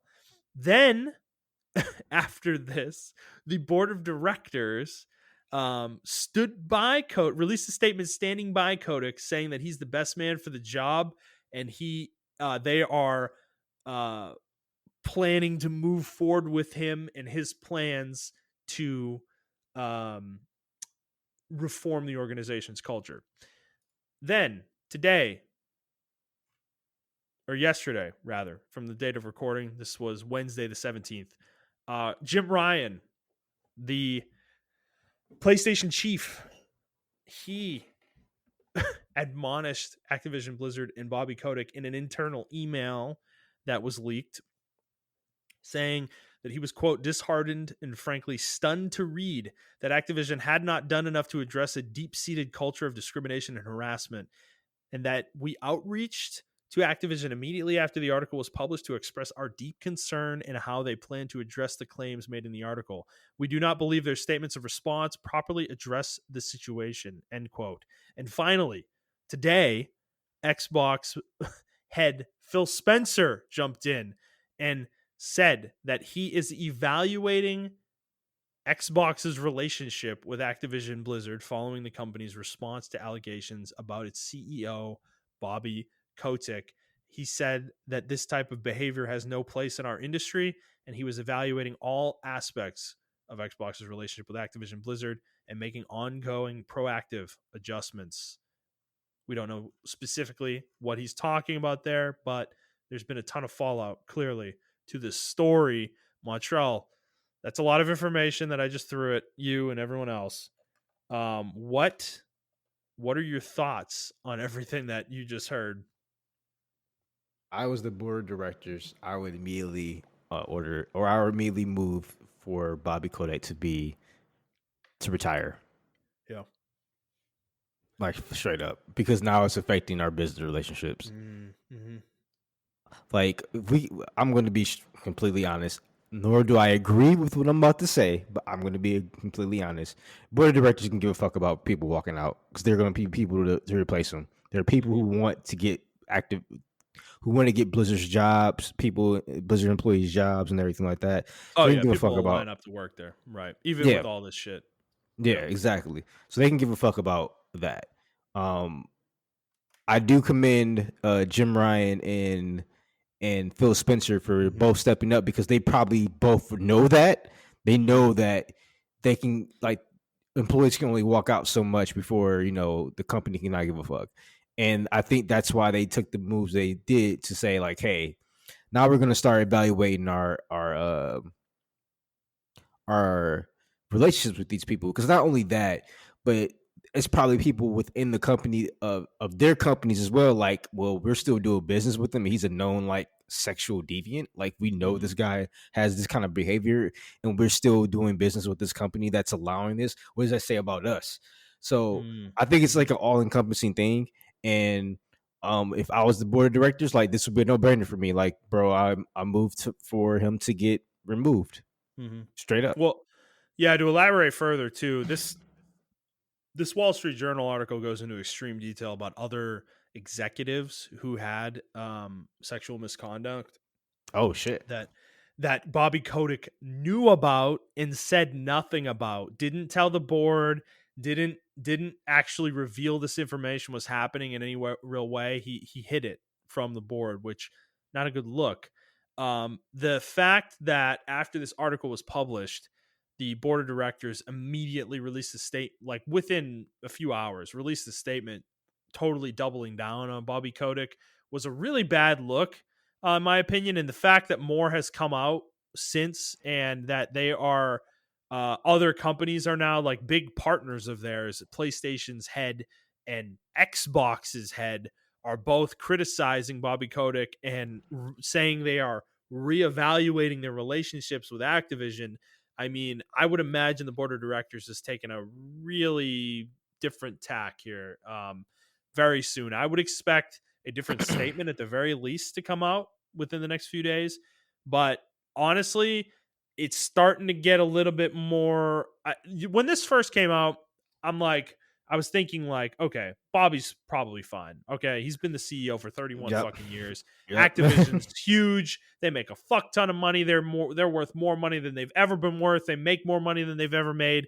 I mean, they're not going to get rid of him unless something crazy, crazy fucking happens, right?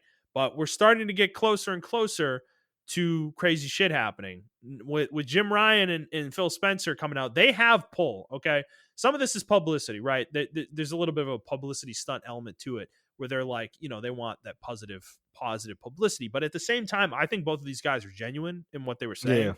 I think they Yep. believe what they're saying, and the fact that they're saying that they're evaluating the relationship with Activision, that those are scary words to hear when you are a publisher of video games in an industry that is controlled by two of the three companies that the industry basically runs through, are saying they're evaluating the relationship with you. What that means to me is, at least at first blush, this could affect marketing deals they have with Activision, where Mm-hmm. they give them marketing dollars. It could affect their ability to market on both companies' stores, which is huge. They will potentially, like, I could see them taking them off. Like, Vanguard is plastered on the PlayStation Store, like Call of Duty Vanguard. I wouldn't be surprised to see that maybe change here. Like, maybe it won't. Who knows? This could all be posturing. It might not. But if they're serious and they want to back up their words, that's your starting point, right?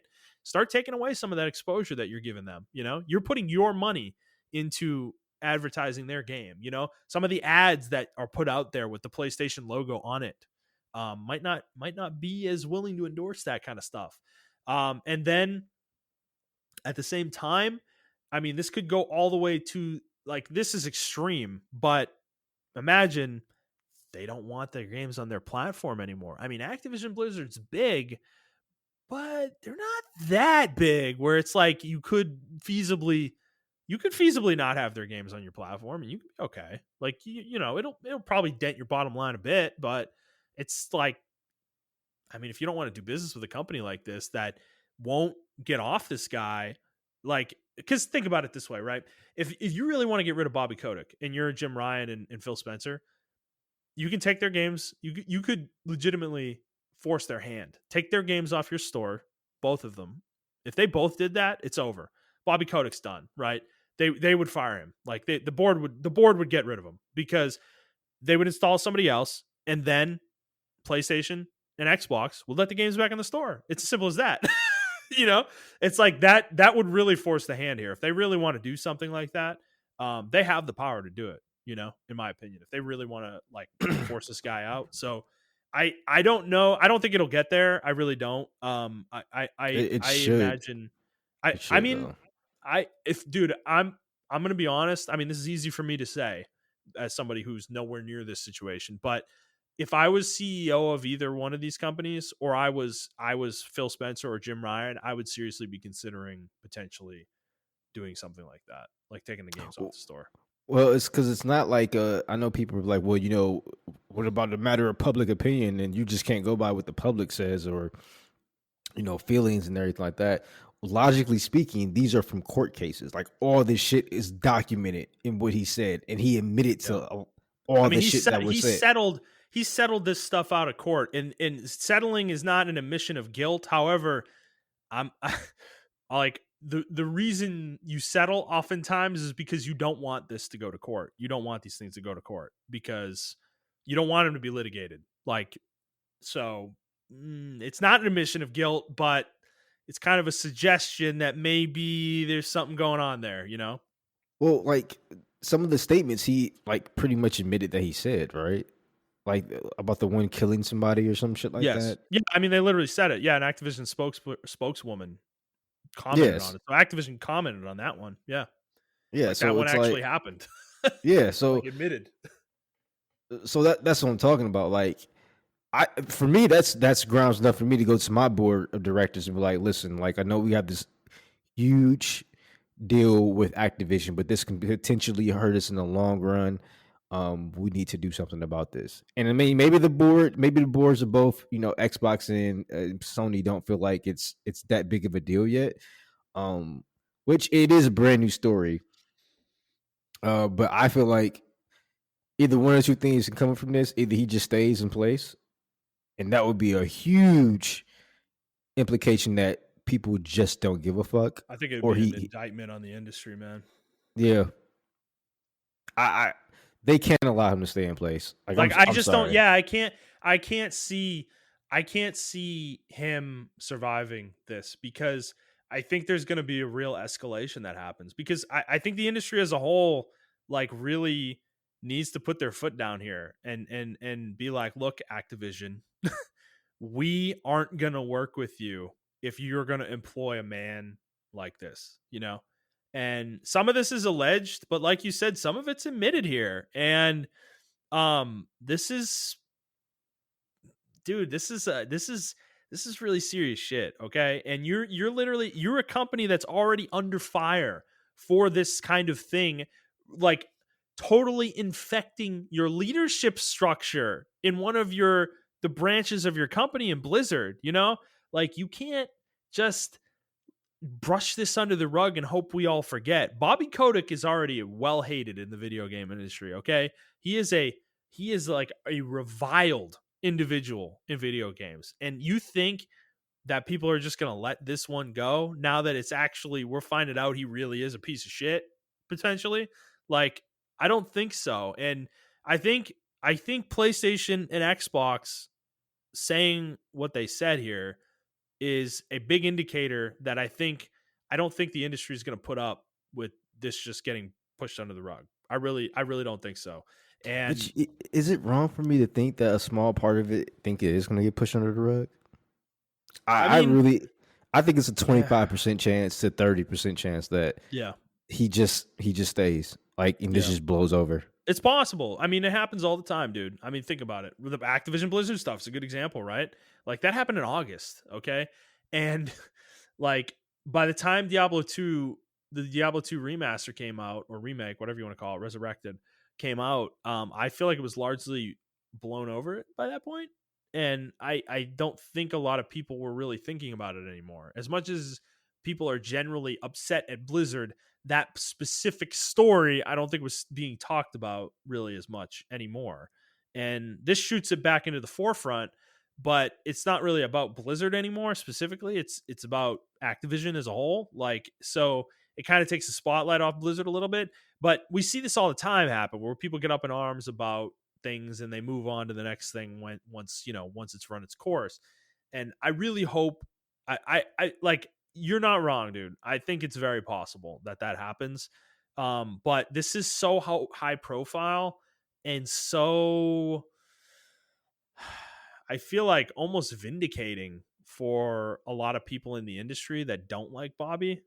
That I find it hard to believe it will just blow over, but we'll see. I think the next week or so is going to be vital to really see what happens here.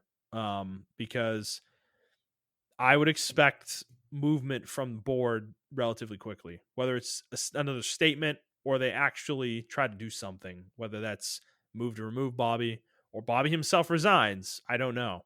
But yeah, this is a crazy situation to say the least. Um, I don't know. Do you Yeah, have what else do you I, got? I think he's going to resign. I think it's going to be, if he is going to resign, it's going to be after the holidays for sure. Yeah.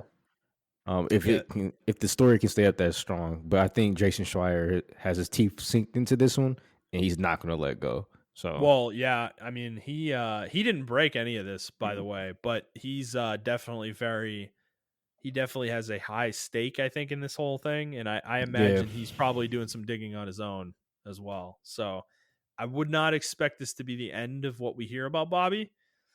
This kind of is starting to feel like a John Gruden situation. If anybody's been watching the NFL this season, like John Gruden was, he had some emails that he sent several years ago outed where he, had some racist, bigoted comments, anti-gay comments as well. And he ended up resigning from the Raiders, head coach of the Raiders, because it was kind of the evidence was becoming overwhelming that he was kind of a piece of shit. And the NFL was basically trying to force him out. But this feels like a similar situation where I think the longer they try to hold on to Bobby, I think there is going to be more info that comes out. That's kind of what I think is going to happen, and I think their hand is going to be forced ultimately because I, it's just wild to me though, man. Like, why are these guys such shitheads? It's like what like it's just like because why is it every time they're just shitheads? they have money, man, and they feel like they can do anything they want to. They can, Well, touch anybody they want to, and right. you know, Well, that's the shitty part about this is even if Bobby gets let go, I mean, Bobby's going to be fine. yeah, he makes Bobby's like got plenty 100 of million money. a year. Like, I'm Yeah, pretty sure he's yeah. storing some of that and have investments and everything. Yeah, he's cool. He's all He'll right. be fine. He'll go buy an island somewhere and go disappear. So it's not like his life's going to be over or anything like that. But, so, but, Montrell, you have any other thoughts on this? No, that's it for me. All right, fair enough. We'll update you guys if we find out more, if anything major happens with this story. All right, let's move on, Montreal. We got a few more stories, and then we can move. We can head out for the day. Um, Bandai Namco announced a new Dragon Ball game today called Dragon Ball: The Breakers. It's a new online survival co-op game, and Montreal, go ahead. I want you to talk about this one because you said it. Eh, You you you know were giving what? it You some know you were what? giving it some props for being Yeah, intriguing. So go yeah. You ahead. know what? I'm gonna be on my DJ shit today. Okay. And I'm on their side today because everybody, including myself, has been fucking complaining about how they want something different. They need something different. we always getting the same arena fighters and fighters and everything. And I think, and I can see the other side of the argument, and I agree with that other side of the argument. Don't get me wrong, but I think it's pretty cool that they turned the Dragon Ball Z franchise, or they're trying to flip it on his head. Like you're a citizen now. You're just a regular Hmm. Earthling or whatever the case. Yeah. You're weak as fuck. You're a human, Yeah. Yeah. and you have these huge like villains that are in Dragon Ball Z terrorizing. Because we always see the episodes of them terrorizing the towns and everything of that nature, but we don't really know how it feels. So I mean, this would be cool to see how it feels. And even though it's like a Dead by Daylight clone, I thought it was like really cool. It's nothing groundbreaking, but at least they're branching out. Hmm. Um, that being said, this franchise has been milked to oblivion with like almost every other Yeah. genre known to the Hmm. existence. Yeah. I'm surprised we don't have a Dragon Ball Z sports game at this point. But it's like uh Yeah. that so they kind of had no choice but to be creative and be like, where else can we take the franchise with? Hmm. Um, but I think other anime games, other anime IPs will be keen to learn like what else you can do outside the box with the franchise. It doesn't always have to be a fucking arena fighter game. It can be a fucking, Dead by Hmm. Daylight, what they call it, asymmetrical action game or asymmetric it's a horror game. Asymmetrical horror game where, one player controls the boss and then there are seven weaker players trying to, defeat that boss or whatever by doing various things and everything like that of that nature. So Yeah. it's nothing groundbreaking. It's been done before, but Uh-huh. I am glad that they're taking the initiative to try something different in the anime gaming genre. That Hmm. being said, this is a poor imitation. Yeah. I think it's really it's nothing but a milk. They're definitely Yeah. milking it, but that milk has forced them to be creative. But it's like, what else can you do, bro? Okay. Like what Hold else on. can you do? Yeah. Yeah. To further elaborate on what you're saying, what else can you do? I put a link in our Zencaster. Hmm. Please open that and start scrolling down the list because you want to see. I was just curious while you were talking. You made me think about this. Like, how many Dragon Ball / Dragon Ball Z games have been made over the years? And the list, Oh yeah, I know all these. we're They're like, talking hundreds, dude. Like, this is fucking insane. How many of these games have been made in like a 35-year time period? It's bonkers, dude. yeah, Like, they have JRPGs, they have card games. This is just on top of my head, not even looking at the list. They have card games, they have JRPGs, they have tactical yep. uh Yeah, Dragon Ball games. wasn't Fusions like a tactical one or something? I think The one so. on I think DS or 3DS. yeah. They had a card based one on the GB Game Boy that I remember. That I actually really enjoyed as a kid. They've had a million different fighting games. I mean, obviously. Um, but yeah, RPGs. I mean, you're surprised we haven't had a racing game. Dragon Ball racing game or something like that. So, I mean, milked into the ground. So, the idea that it's at least something a little bit more fresh in that regard, like it's a new idea at least is encouraging, I guess. At least it shows that they're still trying to do something different, with it. Because it's a co-op survival game where I think it's like asymmetric multiplayer. So one player is going to be a raider, quote unquote, who's like Cell, Boo, or Frieza, one of the major villains from the series. And then the other team is like 7 players who are going to be survivors, who are just regular people that are trying to escape, basically. Yeah. Yeah. So it's an interesting concept. It's just funny because like my initial reaction to it was like, I mean, it kind of looks interesting, but at the same time, it's like, who asked for this? Who the fuck's gonna play this? Like, I don't, it's a fun idea, I guess, but this feels like a game. Like if I were to play it, I'd play it for like a weekend with you guys, and then we drop it. Like that's kind of what it feels like to me. But I guess we'll find out. It's coming to all the major systems in 2022. So keep an eye out for it if that sounds interesting to you. All right, Montreal, let's move on.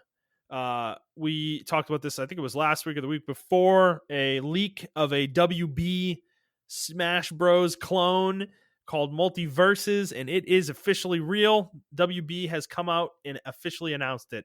It is, and they had a trailer with it as well. It is a Smash Bros. Clone through and through, and it has a ton of characters already announced for it.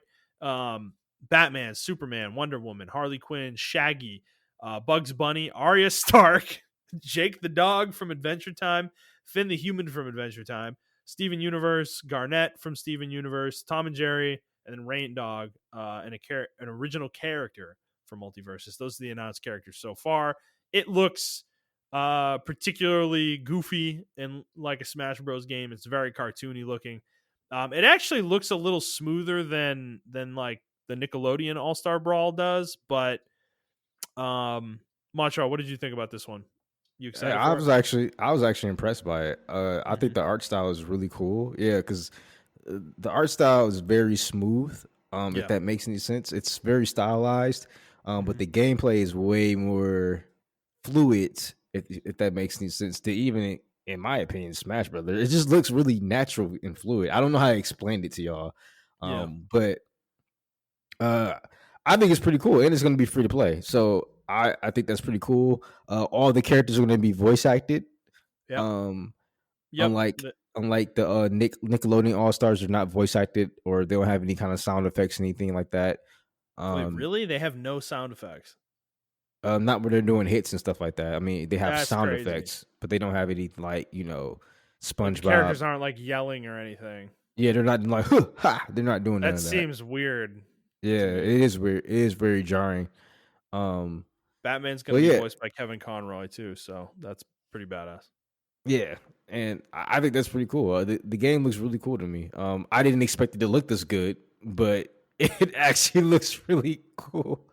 And But like Arya Stark's in here. This is fucking that's what I'm saying. I was about to say, isn't that so weird? Like Arya Stark's going to be fighting like Ultra Instinct Shaggy. Like what the fuck is going on, dude? Like we're in the weirdest timeline, man. That this is a real thing that's fucking happening. Like they keep showing Shaggy in these like game clips, and he's doing like a Dragon Ball Z power up every time they show him. And I'm like, what the fuck is going on? So I mean, what I want to say about this is the game does look cool. This looks better than the Nickelodeon one to me, and it reminded me though that I had a conversation with a friend a long time ago, like probably 15 years ago, when around the time when Brawl came out on the Wii, that I was like, dude, why doesn't everybody just make their own version of Smash Bros with their IP, Because like it makes sense, right? Like Smash Bros is literally just a mashing of IP together and it's a fighting game. Like there are tons of companies that have a plethora of IP that you could put into a fighting game and it could be really fun. Like almost any company can do this. I feel like that is creative in some way. Like Disney could do it, of course. I could even like Square Enix could make like their own shit. I mean, they have with like the city, I guess, but yeah, like you could take that a step further though and put like Kingdom Hearts characters in and some other more niche characters from some of their older RPGs and stuff like that. Like tons of companies could do this. Like Sony tried it with PlayStation All Stars, of course, but even Xbox could probably do it. Like it's kind of like a natural thing because like Nintendo doesn't own the style of game that Smash Brothers is. They own Smash Brothers, mm-hmm. and Smash Brothers is naturally just a fun style of game to play. But I think the idea of these goofy like matchups where you have like Arya Stark fighting Superman, like it's gonna be so weird to see, in my opinion. Well, But I think it's like the Nickelodeon one and this one is more casual friendly, if that mm, makes any sense. Because mm, like your parents can like they might see you playing this game and like, oh, I can play as Superman. Like I like Superman. I know who Superman yeah, is. Or I can play as Wonder Woman. I know who Wonder Woman is. mm-hmm, Or like your little cousin come over and he sees like, Adventure Time or some shit like that, or Steven Universe, and you're playing the game. You're like, oh, I know who Steven Universe is. Let me play this game with you. As opposed to this strictly being video game characters where yeah, a lot of these like Mario and everybody's known like that, but like a lot of people don't play video games, but everybody watches TV. Everybody almost everybody knows who Tom and Jerry is. Almost everybody knows who fucking SpongeBob is. Almost everybody knows who's fucking Batman Bugs is, Bunny. right? Bugs Bunny. Yeah, right. So I think it's really cool. I think this is actually, in some opinions, better than like the Smash Brothers as far as like recognition and not recognition, but like uh Appeal. appeal. Yeah, this is bigger than that because yeah, a parent can walk into a store, see this, and be like, hey, like my kid plays all these characters, like they watch Mhm. Steven Universe, and then I know who these characters are as well. This would probably be a little fun family game to pick up. You know what I'm saying? So I Yeah. don't know. I think I'm with you. It took a long time to get here, but we're here. So Mhm. Yeah, we're gonna see a lot more of these. I think yeah, I think these are gonna be lit in it. We're gonna be inundated with these this generation to the point that we fucking hate them all by the time yeah, we exactly. get to the end of the PS5 and the Xbox Series X, in my opinion. But it's fine though. I mean, if they're good games, then they'll find an audience probably. That's like the key. They need to actually be fun to play. And I think that needs to be the goal. I think the thing, as much as Smash Brothers has become a fighting game, the core of why Smash Bros is fun is that it's goofy as fuck and hilarious when you are like playing with friends. Like there is almost nothing in my life that I've played that is more fun than Smash Brothers when you're playing with a group of people you know. There's a lot of shit talking and just goofy shit happening. It's just like silly where you like throw a Pokeball at fucking somebody and they get launched off the fucking screen. It's like hilarious, stupid Yeah, shit. So if they can capture that essence with this, where because in the original rumors, like Gandalf's one of the playable characters, and it would be really funny for like Gandalf to be fighting like Superman or Batman or something, and like do some badass shit to them or whatever. So, or like Bugs Bunny throws a carrot at somebody and fucking launches them off the screen. It's like so there's definitely potential with it for sure. yeah, So, um, last story for the week. Game called Sifu. This game is actually pretty hyped up, and it looks to be. It's I don't know how to explain it. It's like a third person action game. It's kind of like a I guess it kind of has that camera angle, sort of like Bayonetta has, or like Devil May Cry sort of has. mm, It's a I little wouldn't, bit I more. It's a wouldn't, little bit more zoomed in, I wouldn't give it but that. It's more of a beat 'em up akin to like the Yakuza games. okay. I guess it's a better way to explain it. Yeah, Yeah, like I said, I didn't know how to explain it very well, yeah, yeah. but it they got a new release date for it. It actually got moved up, which this is different. Not a delay, the reverse of a delay. It's coming out sooner than it was originally slated. It is now coming out on February 8th, and along with this was a new trailer for the game. Um, I'm not particularly interested in it, but Mantra, I know you are. Are you excited for this one? Yeah, this looks really cool. I like beat 'em up games, uh, and this one looks like it's gonna be very technical. And I've been waiting for a game like this. Like it almost looks like a Absolver, but like just single player Absolver. I don't know if you Mm-hmm. guys played that game, where it's like a multiplayer Dark Souls like beat 'em up game or a fighting Mm-hmm. game slash beat 'em Mm-hmm. up game, kung fu game, and I don't know. It's been a while since we had a game like this. Yeah. Like I said, the last game that we had that's like a beat 'em up is like I think it's called Lost Judgment. And usually that style of game is for the RGG studios. Who these are the people who make like the Yakuza games and Lost Judgment and I think they made another game too. So Yeah. it's usually reserved for those games. It reminds me. Oh, a good comparison is it reminds me of Shinmu. If you guys ever played Shinmu and how that game's a beat 'em up game, but obviously doesn't have the story elements of Shinmu, but it does have like the gameplay aspects of that game. So I don't know. It looks really cool. Mm-hmm. I'm very excited for it. I'm glad it got moved up because I think the same day that it was originally coming out, I think Elden's Horizon.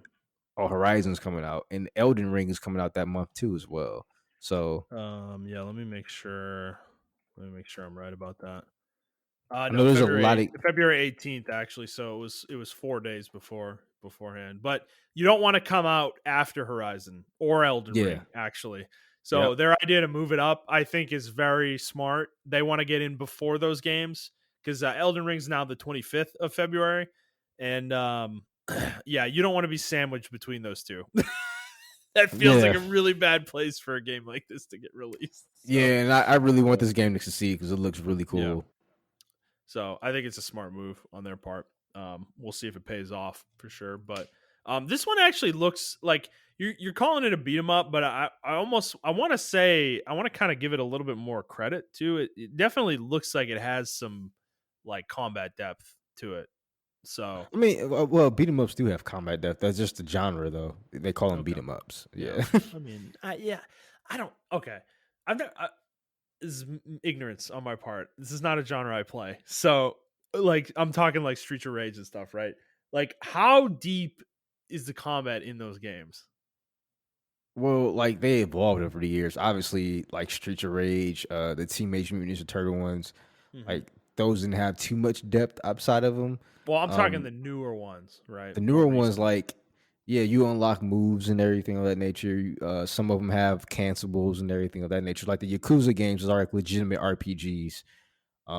With built within the game, they Mm. have deep story elements and stuff like that. But you also have like skill points Yeah, but and see, is that a you have beat 'em up? parries. Because that isn't that It game like an open world, like sort of like it game is too? it is a beat 'em up, but it's an open world. It's kind of mashing genres, but the Yeah. crux of the genre is a beat 'em up. Hmm. If that makes any sense. Like it has the same like Okay. characteristics of a beat 'em up and everything of that nature. Um, I guess you can say it's not a brawler game because now that genre is taken up. That name is kind of taken up by Smash Brothers. Smash Brothers. Yeah. Yeah, but it's like like almost like a street fighting game. Those type of games, and they usually just there are two types, right? Like you have the character action games, which are like your Metal Gear Yeah. Vengeances, Your your DMC and yeah, DMCs and things like Revengeance. that. Yeah. And then you got your beat 'em ups, which are like games like this, uh, Yakuza, and like Lost Judgment and stuff like that. Bouncer was a beat 'em up. Um, Mm-hmm. so yeah, Was I never played this, but was Bully sort of like that or no? no, I don't consider Bully a beat 'em up. Okay. That one I I don't think I've consider a ever. action, like a open world action game or open Okay. world adventure game. There you go, adventure game. Got it. Well, I hope everybody enjoyed our history lesson about beat 'em ups from Montreal. Okay. Well, Montreal's excited about it. If he plays it, he'll let you know how it is. And that's all we got this week, guys. Montreal, do you have anything you'd like to talk about before we go today? Uh, no, Actually, I put a topic in the doc. Do you want to talk about this or do you want to like save it? we can save it. I Save it for saw it. next Yeah, week? yeah, we can save it next week. Okay. Yeah. Yeah, this is this is an evergreen topic. So we'll talk about that one next week. All right, fair enough. So we hope you guys enjoyed this episode. If you did, please like the episode, review the show, and subscribe to the show on whatever feed you are listening to it on. And please share it with your friends. We would appreciate that very much. If you'd like to interact with us on Twitter, you can do so at iTrap for the Hokage for Montreal. That's the number 4, not the word. I'm at ThunderNut01. And the show is at the Player's Take. If you'd like to send us a question, you can do so on Twitter, or you can send us an email to theplayerstake01@gmail.com. And next week is Thanksgiving. Next time you hear us will be after Thanksgiving. So we wish you a very happy Thanksgiving, everybody. Enjoy the holiday, watch some football, eat some turkey, whatever the fuck you're eating. I'm not eating turkey. I'm making Italian chicken cutlets because I fucking hate turkey. So I'm going to be eating that. But whatever you're making, whatever you're eating, enjoy it. Have a good holiday. And we'll see you guys next week. Bye. Have a beautiful time.